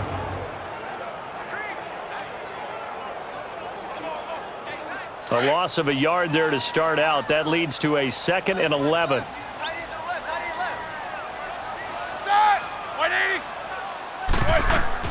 They'll go again with Bell.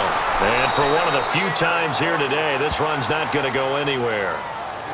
No gain that time, and it leaves them with 3rd and 11 coming up. Wasn't able to get anything, no gain. Fumbled once already. Maybe he's being a little careful. Not necessarily on that play, but I'm sure that's in his mind somewhere. Oh, without a doubt, because protecting the football is job one for anyone who's carrying it, and that's exactly what he tried to do on that play, but it didn't gain him any yardage. And the Steelers on 3rd down. They've hit 4 of 7. This is 3rd and 11. Set! Black 20! From the gun, it's Roethlisberger. And that is incomplete. That one didn't quite make it to the target, but that's not always a function of the strength of the arm of the quarterback, is it? Sometimes there's just too much pressure there. In any case, the ball doesn't arrive. Here's Jordan Berry now as he's on to punt for Pittsburgh. This will be fielded at the 17. A very good return that time. 18 yards. And possession will switch hands, 1st and 10. Here comes Blake Bortles now to lead his offense back out there.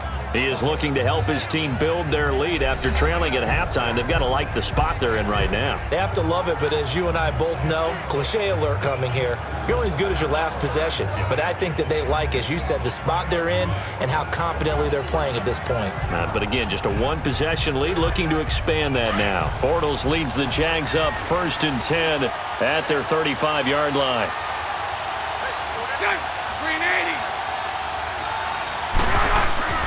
They'll start out on the ground. It's Leonard Fournette, and he is going to lose yardage here.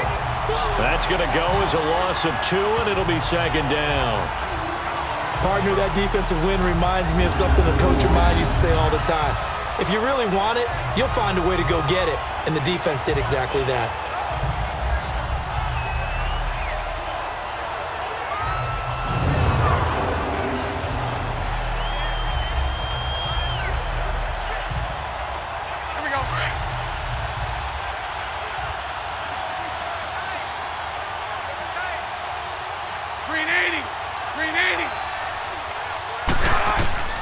To throw is Bortles.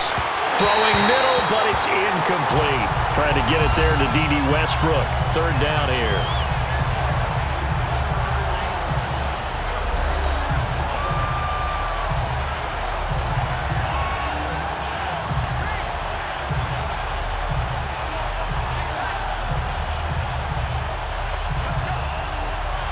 An incomplete pass on that last play, and that means they'll need to come up with something here on 3rd down.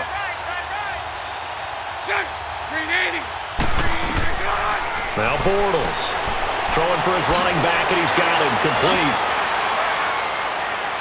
And he's going to be taken down here with a penalty flag on the field.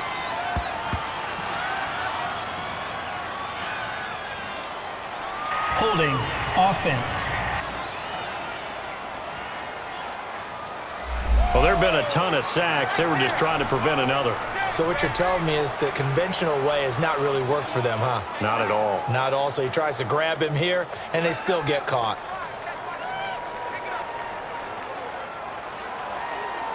And this third down looking very tough after the holding penalty. 3rd and long. 380. Bortles now to throw.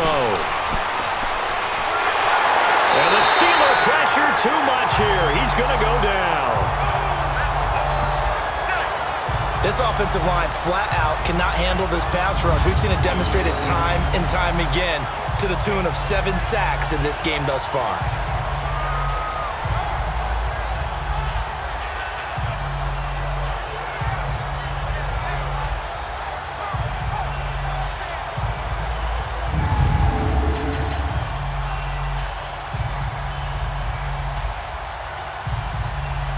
And the Jaguars send out their punter as the drive goes backwards, so he's on to punt it away.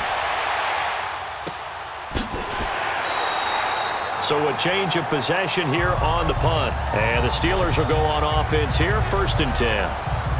And we put our focus now on Le'Veon Bell. He's already hit pay dirt twice. He's up over 100 yards. He is feeling good. And he's just zipping along today.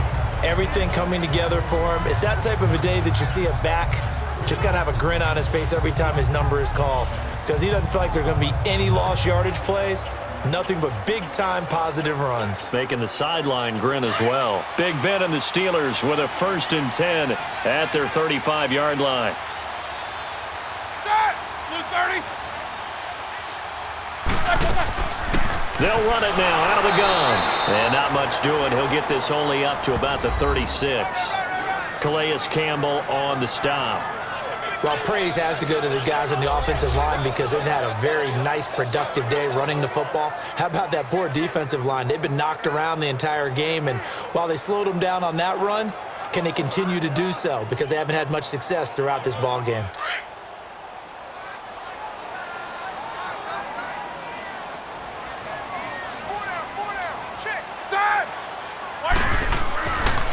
Again, it's Bell. Bell a 1st down and then some. And finally brought down at the 43.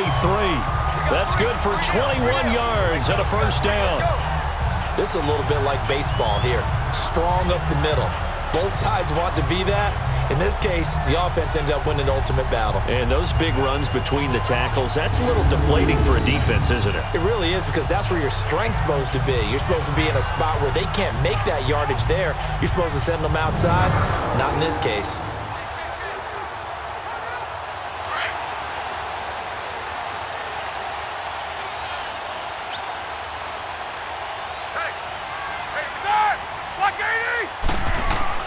Throwing now, Roethlisberger on 1st down.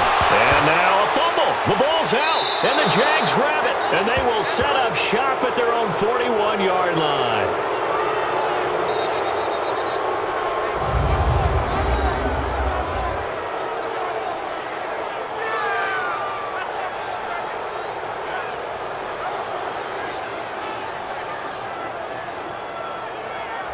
Getting set to go again, Blake Bortles marches back onto the field with his offense. He's continued to play well in the 3rd quarter. Now they've got the lead after trailing at halftime, so he's just looking, I guess, to continue the same recipe. I agree totally, and you know you can get it done without your quarterback playing well, but it's so much harder to do. When he's playing like this, everyone feels better about their chances, and they're playing really well at this point. Yeah, they are. They have to be feeling really good. Bortles leads the Jags up 1st and 10 at the 41-yard line. 380. Now after the fumble recovery, it's Bortles. He's going to wind up and air it out. Oh, wide open, complete. They give him a gain of 38. When the big guy rumbles down the center of the field and he gains leverage on a guy trying to cover him, it is really, really tough for the defender to get through him to make a play on the football. That's why guys love to throw that route down the middle, throw it deep, and let the big guy go get it. So the ref takes a peek here, wants to see if the receiver had possession and both feet inbounds. If this were a college game, this would be a legal catch. It's the second foot that they're looking at to make sure it gets down. You have to have 2 inbounds in the NFL.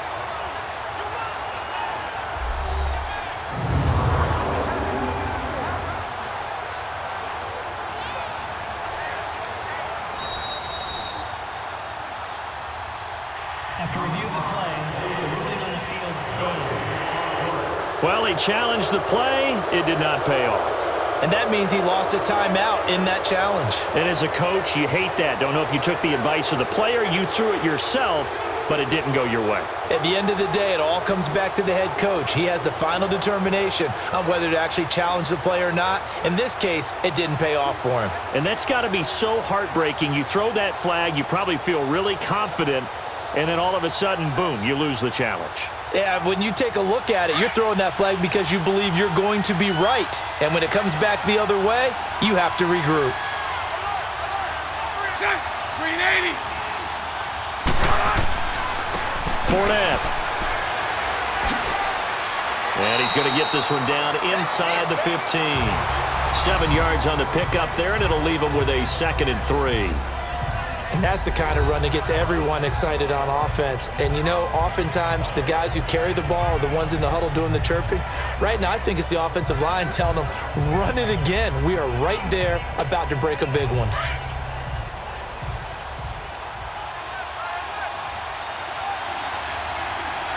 Green 80. They'll run it again with Fournette.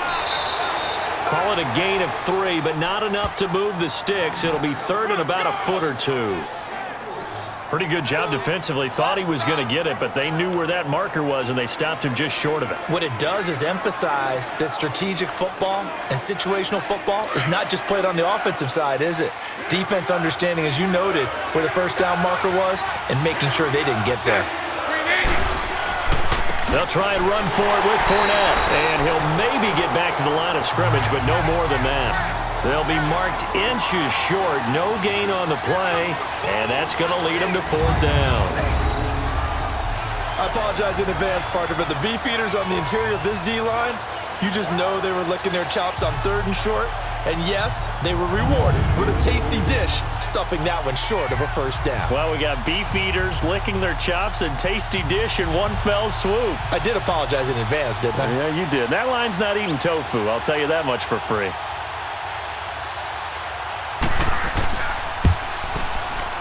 And Lambeau will put this one through, and that'll move their lead up to 4 now. So he's got another field goal, his 4th now in the game. He's making it look easy out there. He certainly is, and they're always aiming for a swing of the leg that repeats under pressure, right? So nothing's different. He's got that right now because confidence is breeding confidence.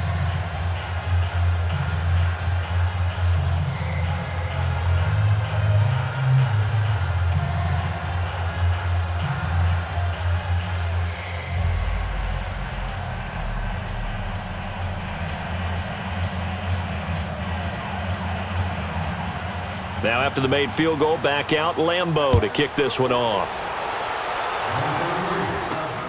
Fielded about a yard deep. And all that work, but he stopped where he ultimately would have been had he simply taken a knee, and that's the 25-yard line. And Pittsburgh getting set to take the field. And last time the turnover on the fumble, and they were in enemy territory, so that had to be very frustrating. Down on the scoreboard here, can't do it again. You nailed every part of what was frustrating. Down on the scoreboard, had a drive going, had pushed it past the 50-yard line, so they felt like they were in striking distance, and to come away with nothing, not a good feeling at all, to put it mildly. Now they can't afford to do that again. Yeah, now can they get that bad taste out of their mouth here? Set. 180. Now a 1st down carry by Bell. And he'll take this up near the 35, maybe the 34. 9 yards is the pickup there, and they'll have a 2nd and 1. Okay, he didn't break that one all the way, but you got to know that he feels like he's right on the verge, and that's probably exactly what he's telling them in the huddle right now.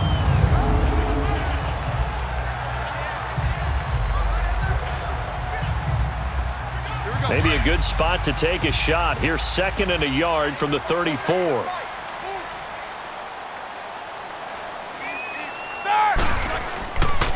On 2nd down, it's Bell. And he's got room. And he'll be taken down, but not before he gets into enemy territory.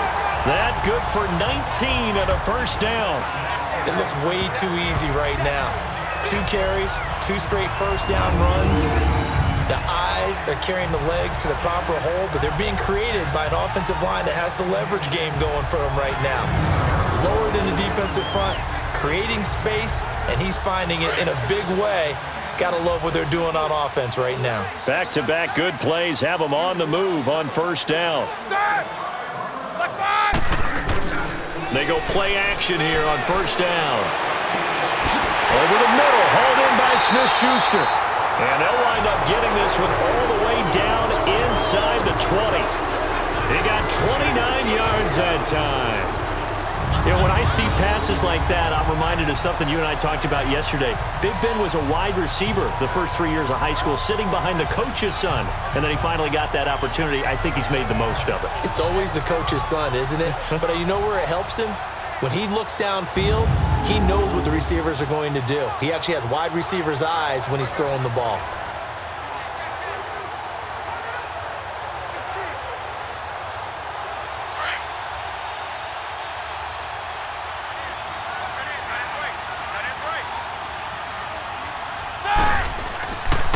This is Bell. And able to push his way forward here for a good little gain. And give him 4 yards there. It'll be 2nd and 6. But really, that was no surprise there. They've been running it well all game. And I know goals change all the time, but any team will take that type of run each and every time.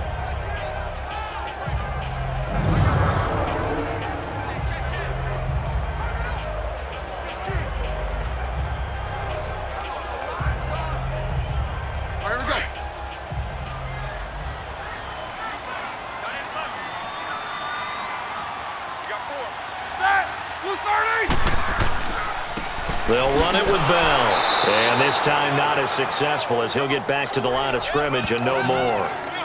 No gain on the play there, so they're left with a 3rd down and 6.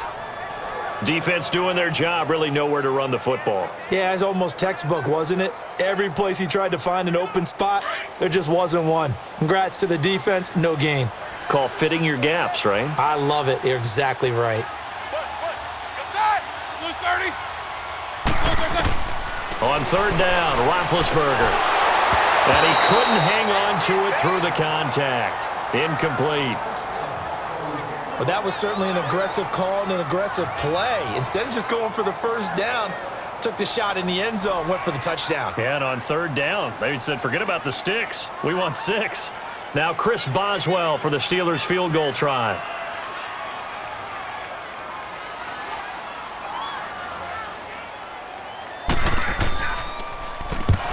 To the football, it's blocked.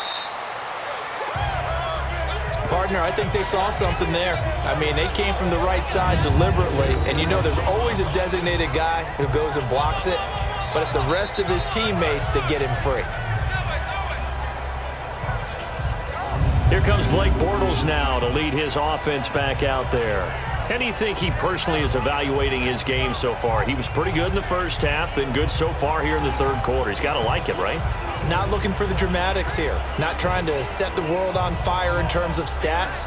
It's almost like you're driving. Hands at 10 and 2, alert for anything out there, watching for trouble on the road, and making sure you get the team home.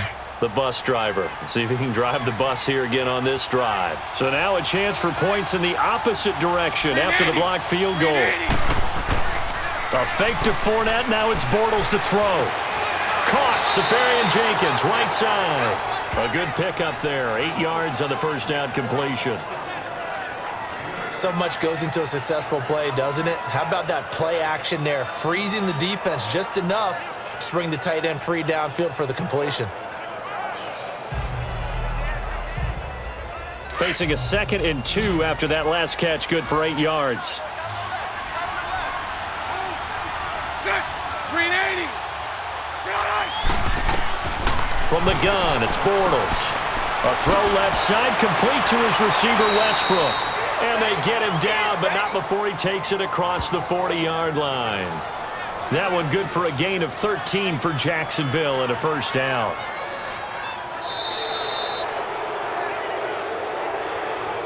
And that is going to do it for this third quarter of action. We'll return with more after this break. You're watching the NFL on EA Sports. Back now in Pittsburgh. It's Jaguar football here, and they'll look to extend their lead as we begin quarter number 4.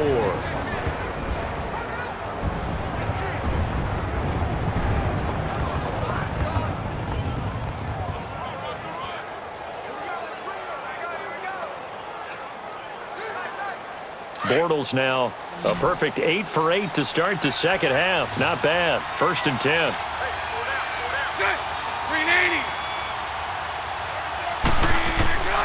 Now a play fake. Bortles under a heavy rush, and down he goes.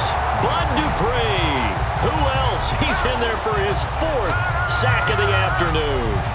Now, we talk about players blitzing all the time. I often laugh and sometimes call it just straight-ahead pursuit. What a running start right back to the backfield for him. Yeah, it really didn't give anybody a chance to get up there and stop him. No, I mean, that's really, really difficult. You're asking a whole lot anyway, but when he gets that kind of a start and comes through clean, oftentimes the advantage definitely goes to the defensive player.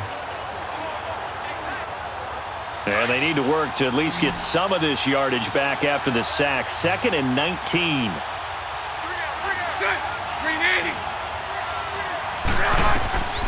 Shotgun now for Bortles. This is Yeldon on the dump off. And he will lose yardage here to the 31-yard line. It'll be a loss of a full 3 yards there, and it also brings up 3rd down.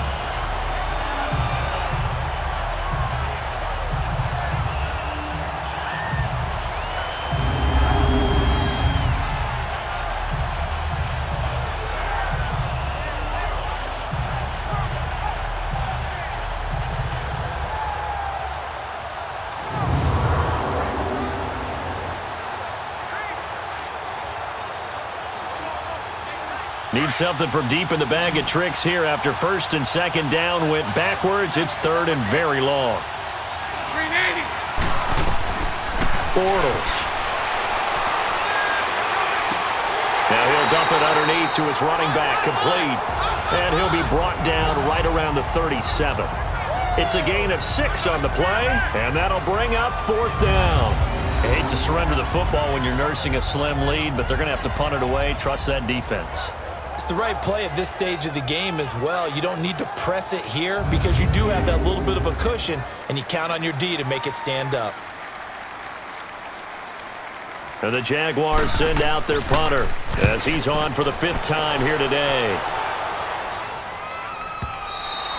And this will hit just beyond the goal line as it's into the end zone for a touchback. And Pittsburgh getting set to take the field.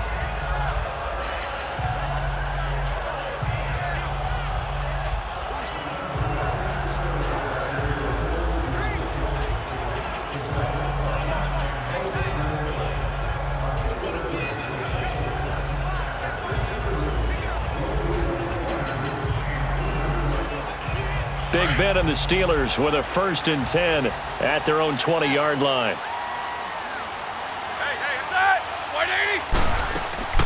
From the shotgun, it's Roethlisberger. And McDonald here over the middle. And he'll get to the 29-yard line, brought down there. Give him 9 there on the 1st down completion. Now that's staying ahead of the chains. Really good pickup on 1st down, hitting the tight end there. Now it brings up a 2nd and manageable. Just found a hole in that zone.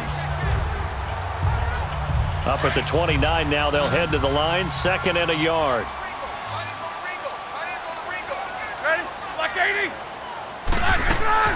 They'll run it now out of the gun. Not much room here as he only gets it to about the 30. Just a gain of a yard there, and now it'll be 3rd down.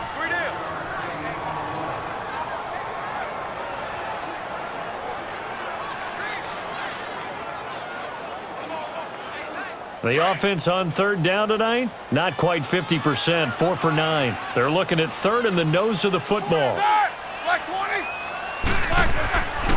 Here's Bell. And he gets it to the 32. Good enough for a first down. Give him 3 yards and a fresh set of downs. And Brandon, you know that expression? He just does what he does. It sounds trite, doesn't it? But in this case, it's perfectly apt. This is one of the better runners in the NFL. And all he does is just find avenues, find ways to pick up key first downs and big runs.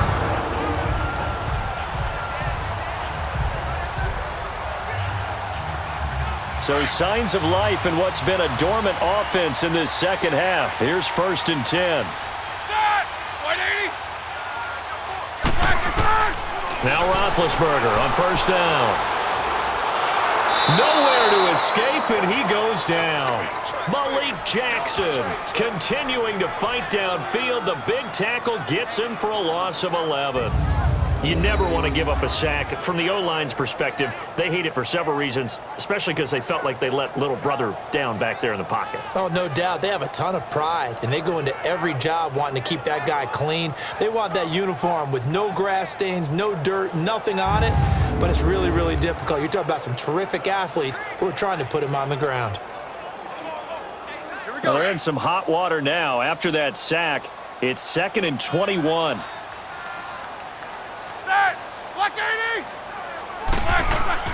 Here's Roethlisberger. This is Bell on the dump-off. Now he goes spin, and he'll be brought down shy of the 40 at the 38-yard line. That one good for 17 as they're set up better now for 3rd down.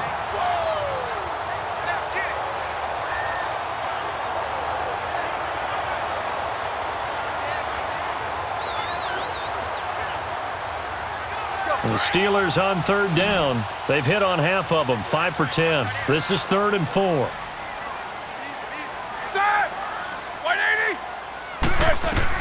Now Roethlisberger. Now they set up the screen. That's complete. And that play went nowhere. Losing yardage. It'll be back at the 36. This will be a 2-yard loss on the play. And it'll be 4th down. Well, you can see what they wanted to do. They wanted to set up the screen there, but it got blown up. It's hard to run that play if you're not getting a lot of pressure at the quarterback because the space doesn't open up. They were able to read that one and slow it down and stop it before they could get a first down.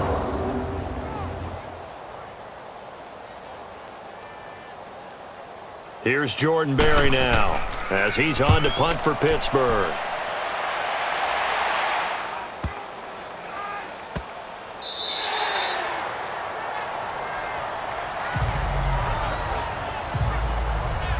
And out now comes Jacksonville as they get ready to go. And a tight game after punting last time. See if they can get something going on this drive.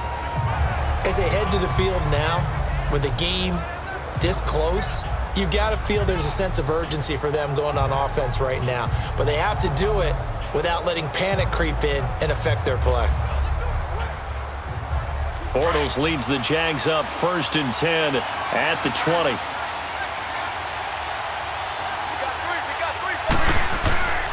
They begin with a run by Fournette. Fights forward for only about a yard up to the 21.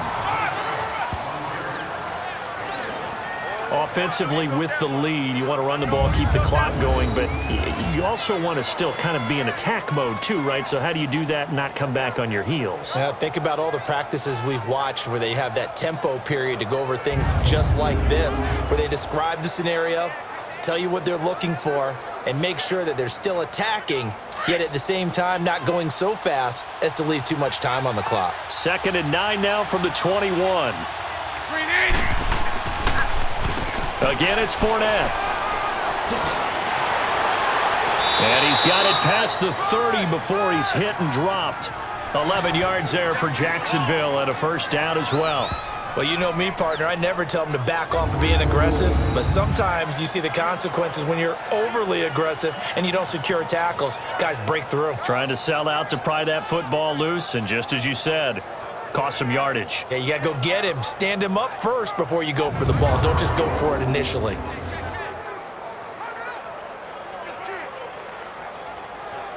From the 32 now, here's 1st and 10.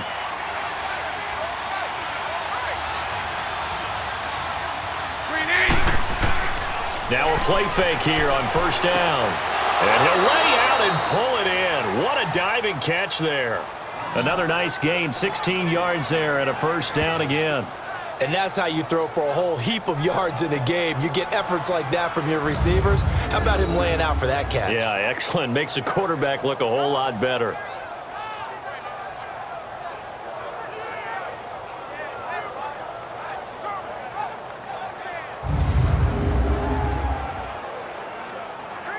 Here we go.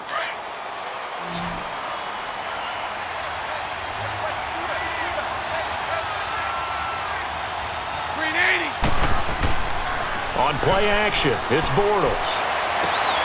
And he's got his favorite target yet again. It's complete. And he takes this one down almost all the way to the 30. A good pickup there, a 22. Tell you what, he's been able to put the ball in some tight spots all game long. That throw, no different. Yeah, a lot of people would call it a gutsy type of a throw. I think he looks at it as, I can do it, so it's not that big of a deal to me, and I'm going to keep firing.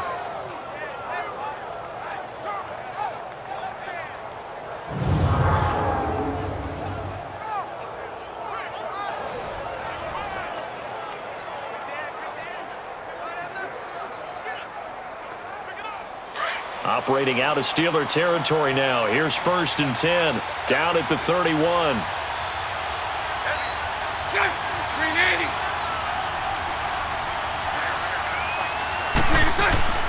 Here's Bortles to throw. Throwing left side here, and it's complete. And this play will be blown up. He'll lose yardage back at the 38. That'll go down as a loss of 8, and it'll make this a 2nd and long. When you lose that kind of yardage on a pass play, you often expect it to be a sack. But that wasn't the case there. They completed the pass. Probably would have been better off just dropping the football and making an incompletion as opposed to catching it and losing that kind of yardage.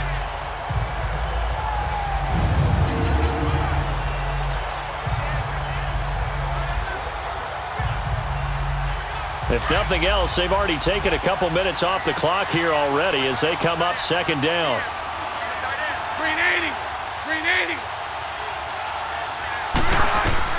Again, it's Bortles. And his throw's going to be incomplete.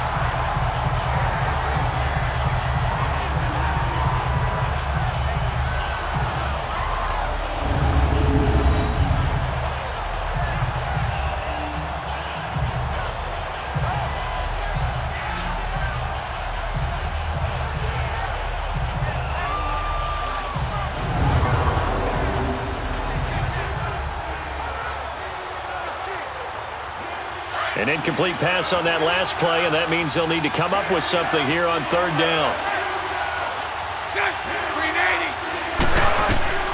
Bortles to throw once more. Over to the right side, caught by Moncrief. And he'll be brought down at the 21, just shy of the 20 in the red zone. Partner, this is one of the best routes anyone could have in their offensive playbook. Tough to defend because you think it's a go route, and then he breaks it back on the comeback. There's one other thing you need as well. A well-thrown ball. Exactly right. You have a guy who has some precision in throwing the football because of the timing of the route.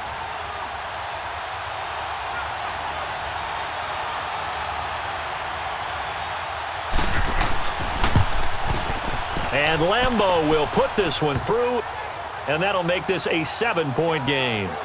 Now, from a defensive perspective, though, I think maybe they're saying, hey, we did what we needed to do, kept this a 1-score game. Yeah, without a doubt, because they were able to bleed some time off the clock, right? Put themselves in a good position, but it's not out of reach yet, okay? Being able to hold them to a field goal means that they do have a chance to come back and win this game.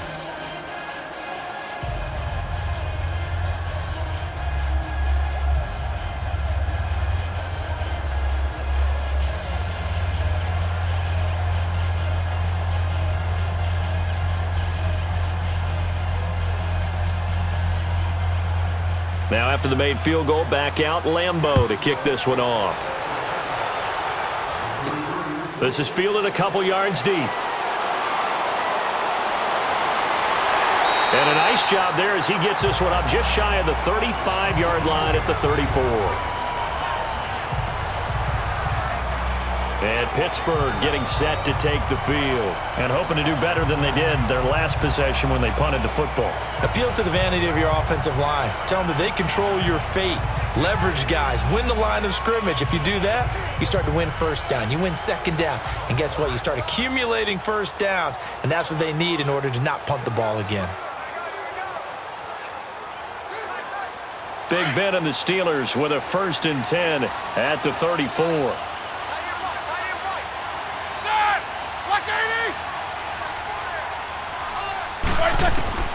Out of the gun, it's Roethlisberger.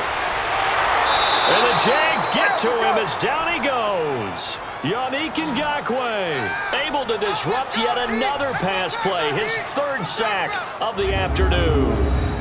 He was trying to keep his eyes downfield. Nobody came open. He's trying to do everything that he had been taught, right? Every bit of the technique.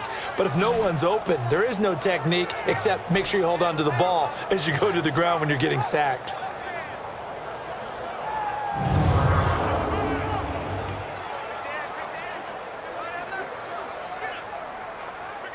Got to imagine the pass rush will be equally intense here on 2nd down following the sack. It's 2nd and 18.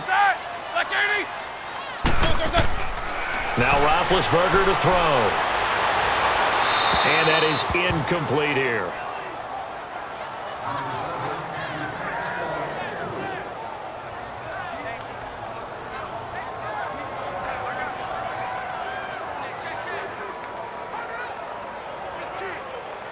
And the Steelers on 3rd down. They've converted 5 times in their many chances thus far. This will be a tough 3rd and 18. From the gun, it's Roethlisberger. To the right side and complete to Washington. So a good spin move there before he's taken down. A nice little gain. They do get 10 back, but still a ways to go on 4th.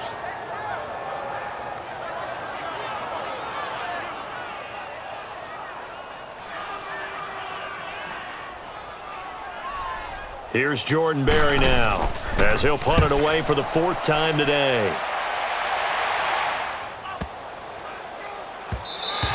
And that hits at the 6 and carries into the end zone for a touchback. The Jaguars getting set to go. And they split the uprights last time for 3. They've got the lead. They're not going to play this conservative. They're not hoping for another field goal. They're hoping for a touchdown. I'm with you on that one. I like where your head is. I like the way you're thinking because you're exactly right. Trying to sit on a lead and play that way, that doesn't work too well for most teams. Run your offense. Yeah, run what you do best. On the gas. Exactly. Put it all the way down and try to increase your lead in a big way. And the best way to do it, touchdowns.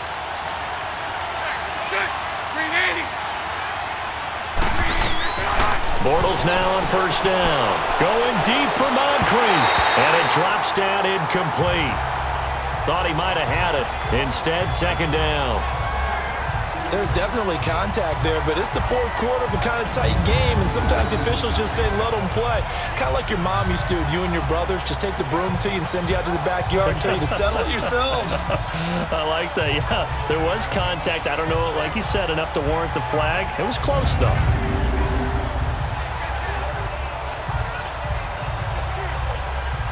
They'll try again from the 20 on 2nd and 10.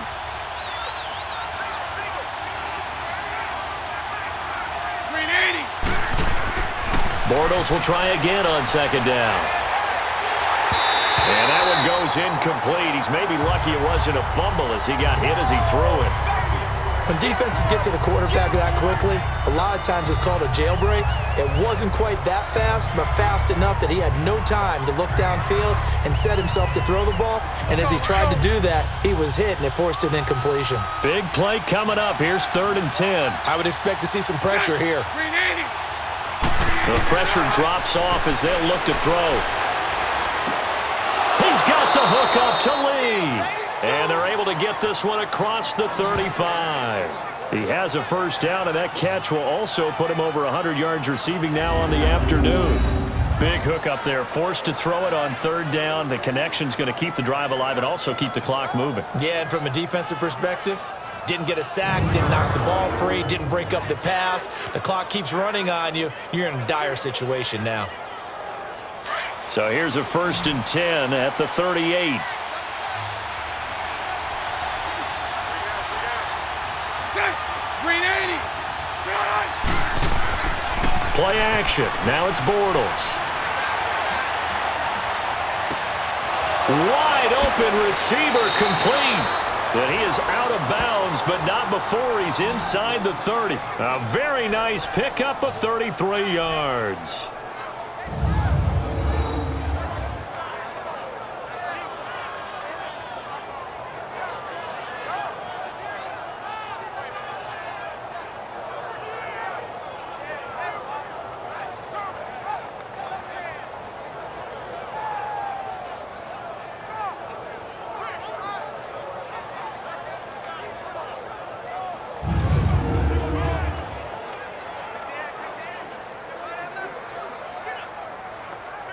So now then, the big play has him all the way inside the 30 now, 1st and 10. Green 80. Green 80. Fournette, a first down carry. Had a nice move, but can't break away. Down just inside the 30. Stephon Tuitt, the one that got him down.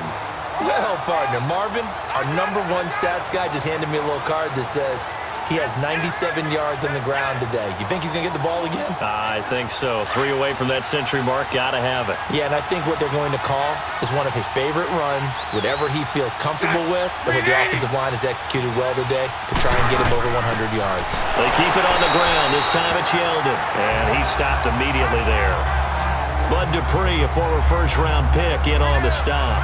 Now, obviously, that's some good work there defensively, being able to stop them and bring up a key 3rd down. But if you're on the offensive side of the ball, there's an opportunity, because I know what defensive guys are thinking right now. Just stop them, get to the ball. That means they might not be sound defensively. There could be some opportunities. And you said key 3rd down. Highlight that word. Put it in bold. Here we go. Throwing his Bortles on 3rd down. And incomplete. The contact made the ball roam free and brings up 4th down.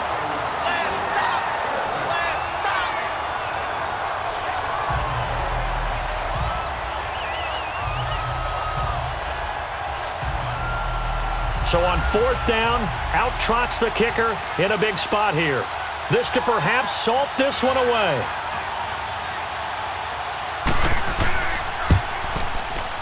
And Lambeau will put this one through, and that will push the lead up to double digits now at 10. Well, it's hard to put your finger on whether this is something to celebrate or something maybe the offense is embarrassed by, but that's now 6 field goals he's made in this game alone. Yeah, he's bailed them out quite a bit so far, but it's very comforting to know that you have a kicker that's got your back.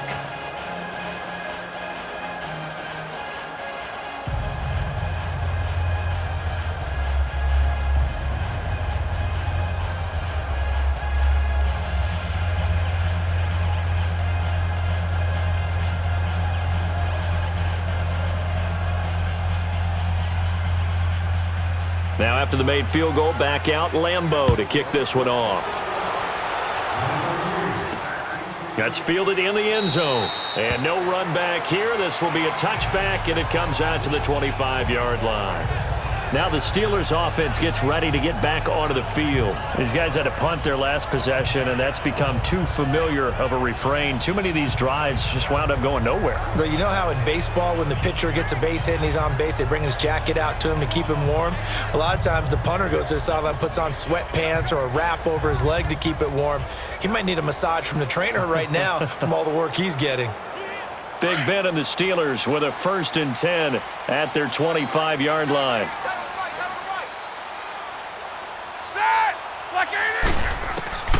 Now Roethlisberger.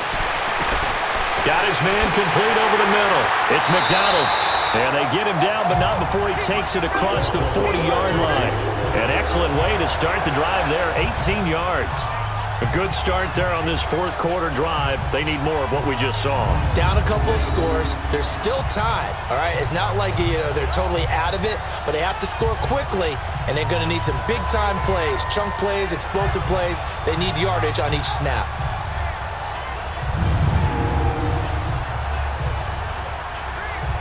One play has him up past the 40 already, and another 1st and 10.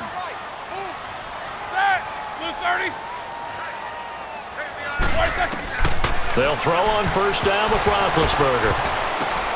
He'll find a man over the middle. It's Washington. And he'll be brought down just shy of midfield at the 49-yard line. A nice pickup on first down, 7 yards. Time for a break. We'll come back and see this one out after this.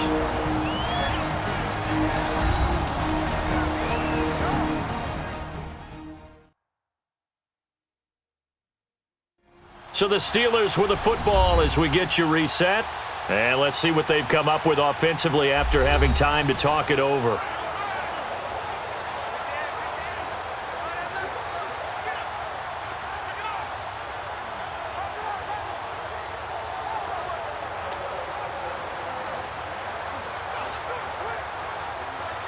Able to get 7 on that first down pass play. 2nd and 3. Ready? Who's 30? Now whistles here before the snap, and it looks like one of the Steelers may have moved. False start, offense. That's going to set him back 5 yards.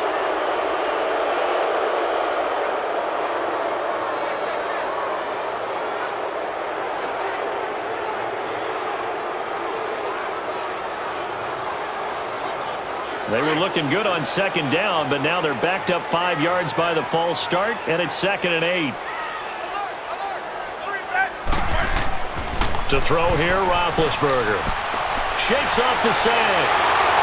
And boy, that one drops incomplete, but if he was hit a fraction sooner, it may have been a fumble.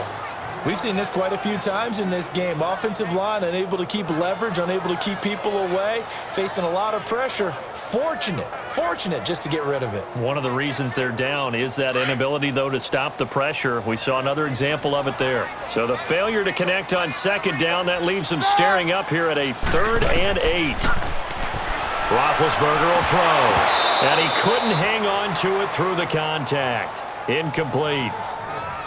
And I think we'll probably see him go for it here on 4th down. No reason not to. Down a couple of scores, they have to try and make something good happen. And they're indeed going to go for it here on 4th down. So trailing here in the last quarter, let's see how this plays out. As expected, they're going for it to keep the drive alive. And he finds McDonald. And he'll go down, but not before getting this inside the 30. They keep the game alive, at least for the moment, as it's a 1st down. Throwing now is Roethlisberger. Looking left sideline, incomplete. I'm not even sure I know who this guy is out there playing right now. This is very unlike him, one of the most accurate guys in the league. Totally off his game right now. I don't know. I was going to ask you what you pin it on, but defensively, they've been pretty solid. Well, sometimes, you know, those defenders, they get into the receivers pretty well, and if they chip away at their timing, it's going to affect what you're doing throwing the ball as well. Now it's Roethlisberger. Over the middle, and it's incomplete. This drive, which was going so smoothly, all of a sudden it's a little bit of a roadblock here with 2 straight incompletions. Yeah, apparently this defense has had enough. Apparently they're saying, no more. We're making a stand right here, right now. But it is 3rd and 10. They've got to get after him one more time. This offense was on the move. Now 2 straight incompletions have them looking at 3rd and 10. Roethlisberger to throw. And James has it. And taking it to the 15-yard line before he's brought down. Roethlisberger to his big target, James, all 6-7 of him for a Steeler 1st down. Here's Roethlisberger. To the sideline, and wow, what a catch there. He doesn't get a lot, but he was able to get the feet down complete. Give him a couple on the catch. It's 2nd and 8.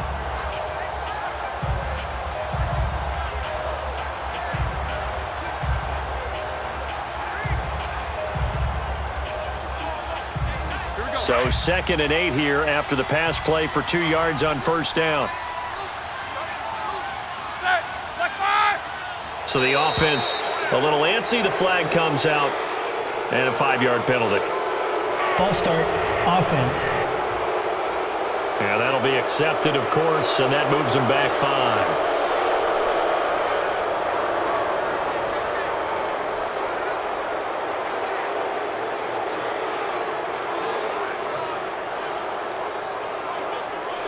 That false start penalty certainly not helping their cause here. 2nd down and long.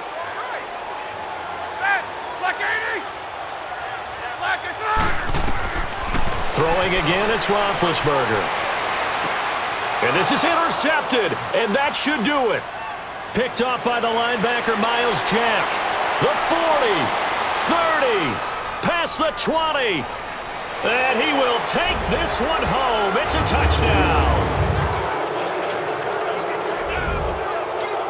And that one will pretty much erase any hopes of a fourth-quarter comeback. With emphasis, interception, return for touchdown. Door closed, locked, reinforced.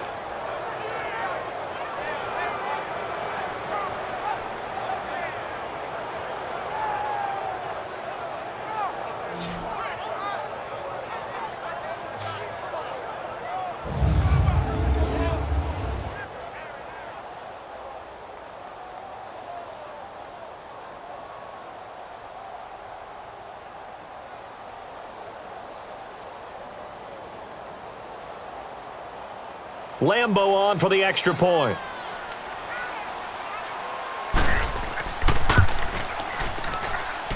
Extra point tacked on by Lambo. And the decision to just kick the extra point winds up successful. A heck of a play there defensively, getting the interception, navigating his way into the end zone for the touchdown.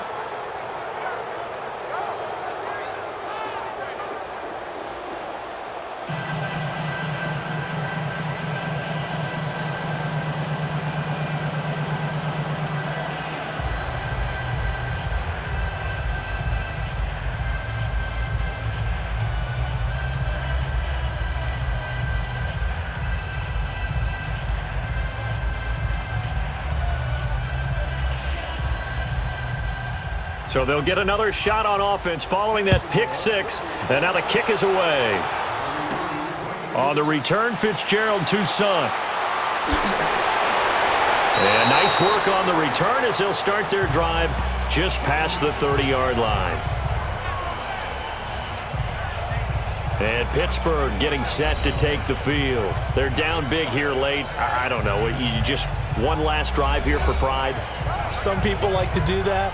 I remember playing for a guy once. We were down huge, and someone said, "Coach, what do you want to call?" He just waved a hand like, who cares? Let's get out of here and do something some other time. But some teams like to do something at the end to feel a little bit better as they continue to move forward. Yeah, probably just want to put this one behind them. Line of scrimmage, the 31 now on 1st and 10.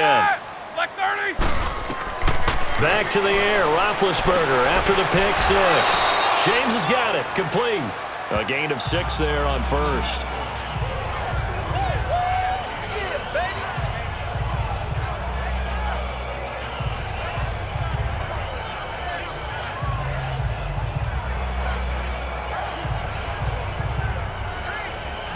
Six yards was the pickup on the last completion, so here's 2nd and 4. Set. Blue 30. From the shotgun, it's Roethlisberger. Finding his safety valve here. That's complete. It'll be a 2-yard gain, and they're going to have a 3rd down.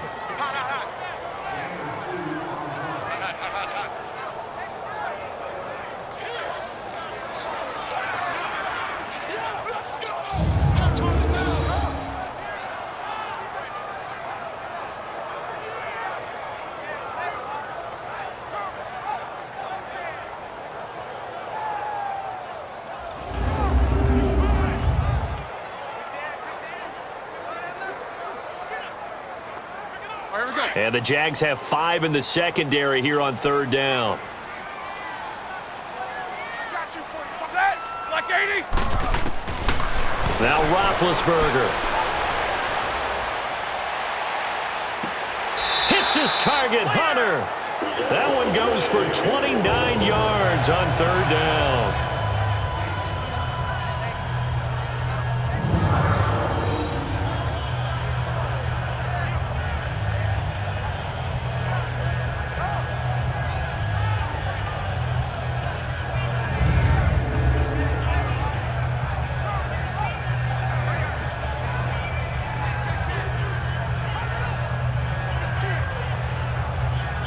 So signs of life in what's been a dormant offense in this second half. Here's 1st and 10. Set! White 80! Now Roethlisberger on 1st down. Throwing the out route incomplete. It's Washington. Another big gainer that time. This one goes for 19 yards. Defensively here, you've got the cushion, but back-to-back pretty big pass plays there. Bend but don't break, but are they bending too much? I think that they are. To me, it'd be like playing basketball, and you put up a token press. Make sure you get up there and make them eat up some time. Make it a little bit of resistance so they can't just run it right down your throat.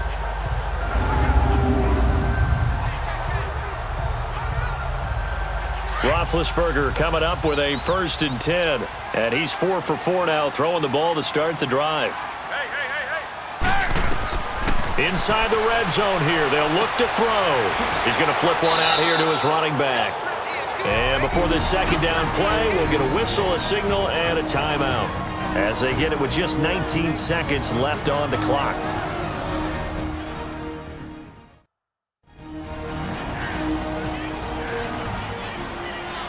So the offense takes the timeout, and they are back out and ready to rock.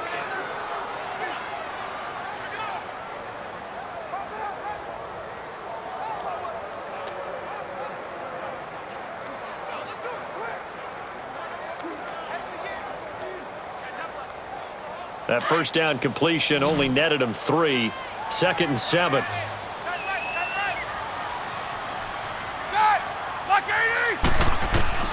Bend to throw again. And that is incomplete. 16 seconds now on the clock. Okay, I'm not quite sure how to judge that one. Maybe didn't have enough legs underneath him. Mechanics might have been off. Maybe some fatigue. That one came up short. Yeah, 4th quarter. Maybe you do start to watch as the arm there, the leg's still there. This has been a tough game. They head to the line facing a 3rd and 7 following the incompletion on 2nd down. Blue 30! To throw again is Roethlisberger.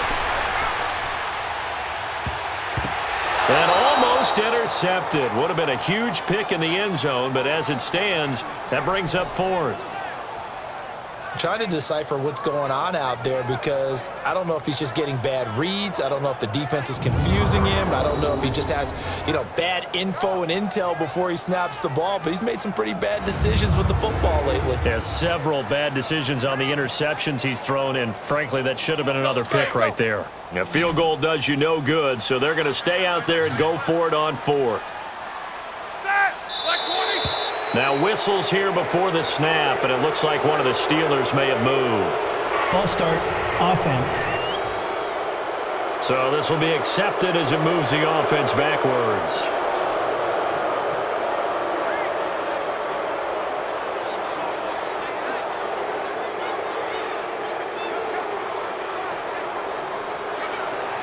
Now look at this, 4th and 12, and they're going to line up to go for it.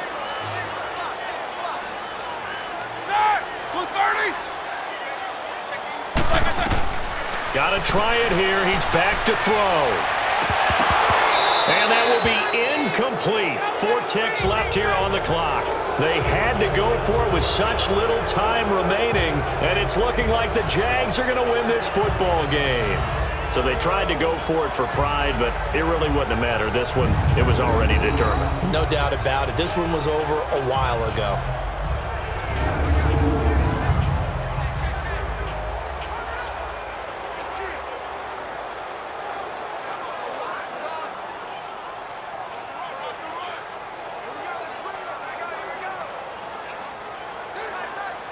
The 4th down run successful. Now they look to pay it off on 1st down.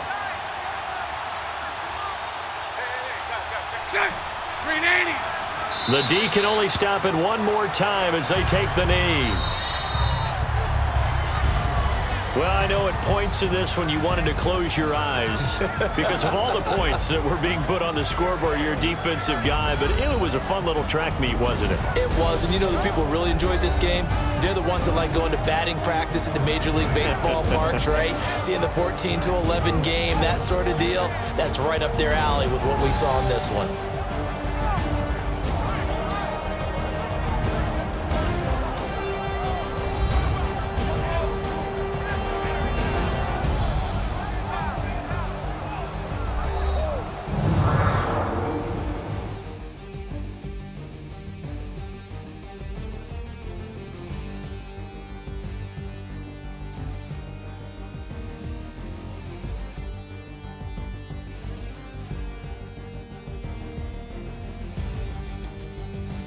So that'll do it for us. For my partner, Charles Davis, and all the hard-working men and women on our crew, I'm Brandon Gaudin. You've been watching the NFL right here on EA Sports.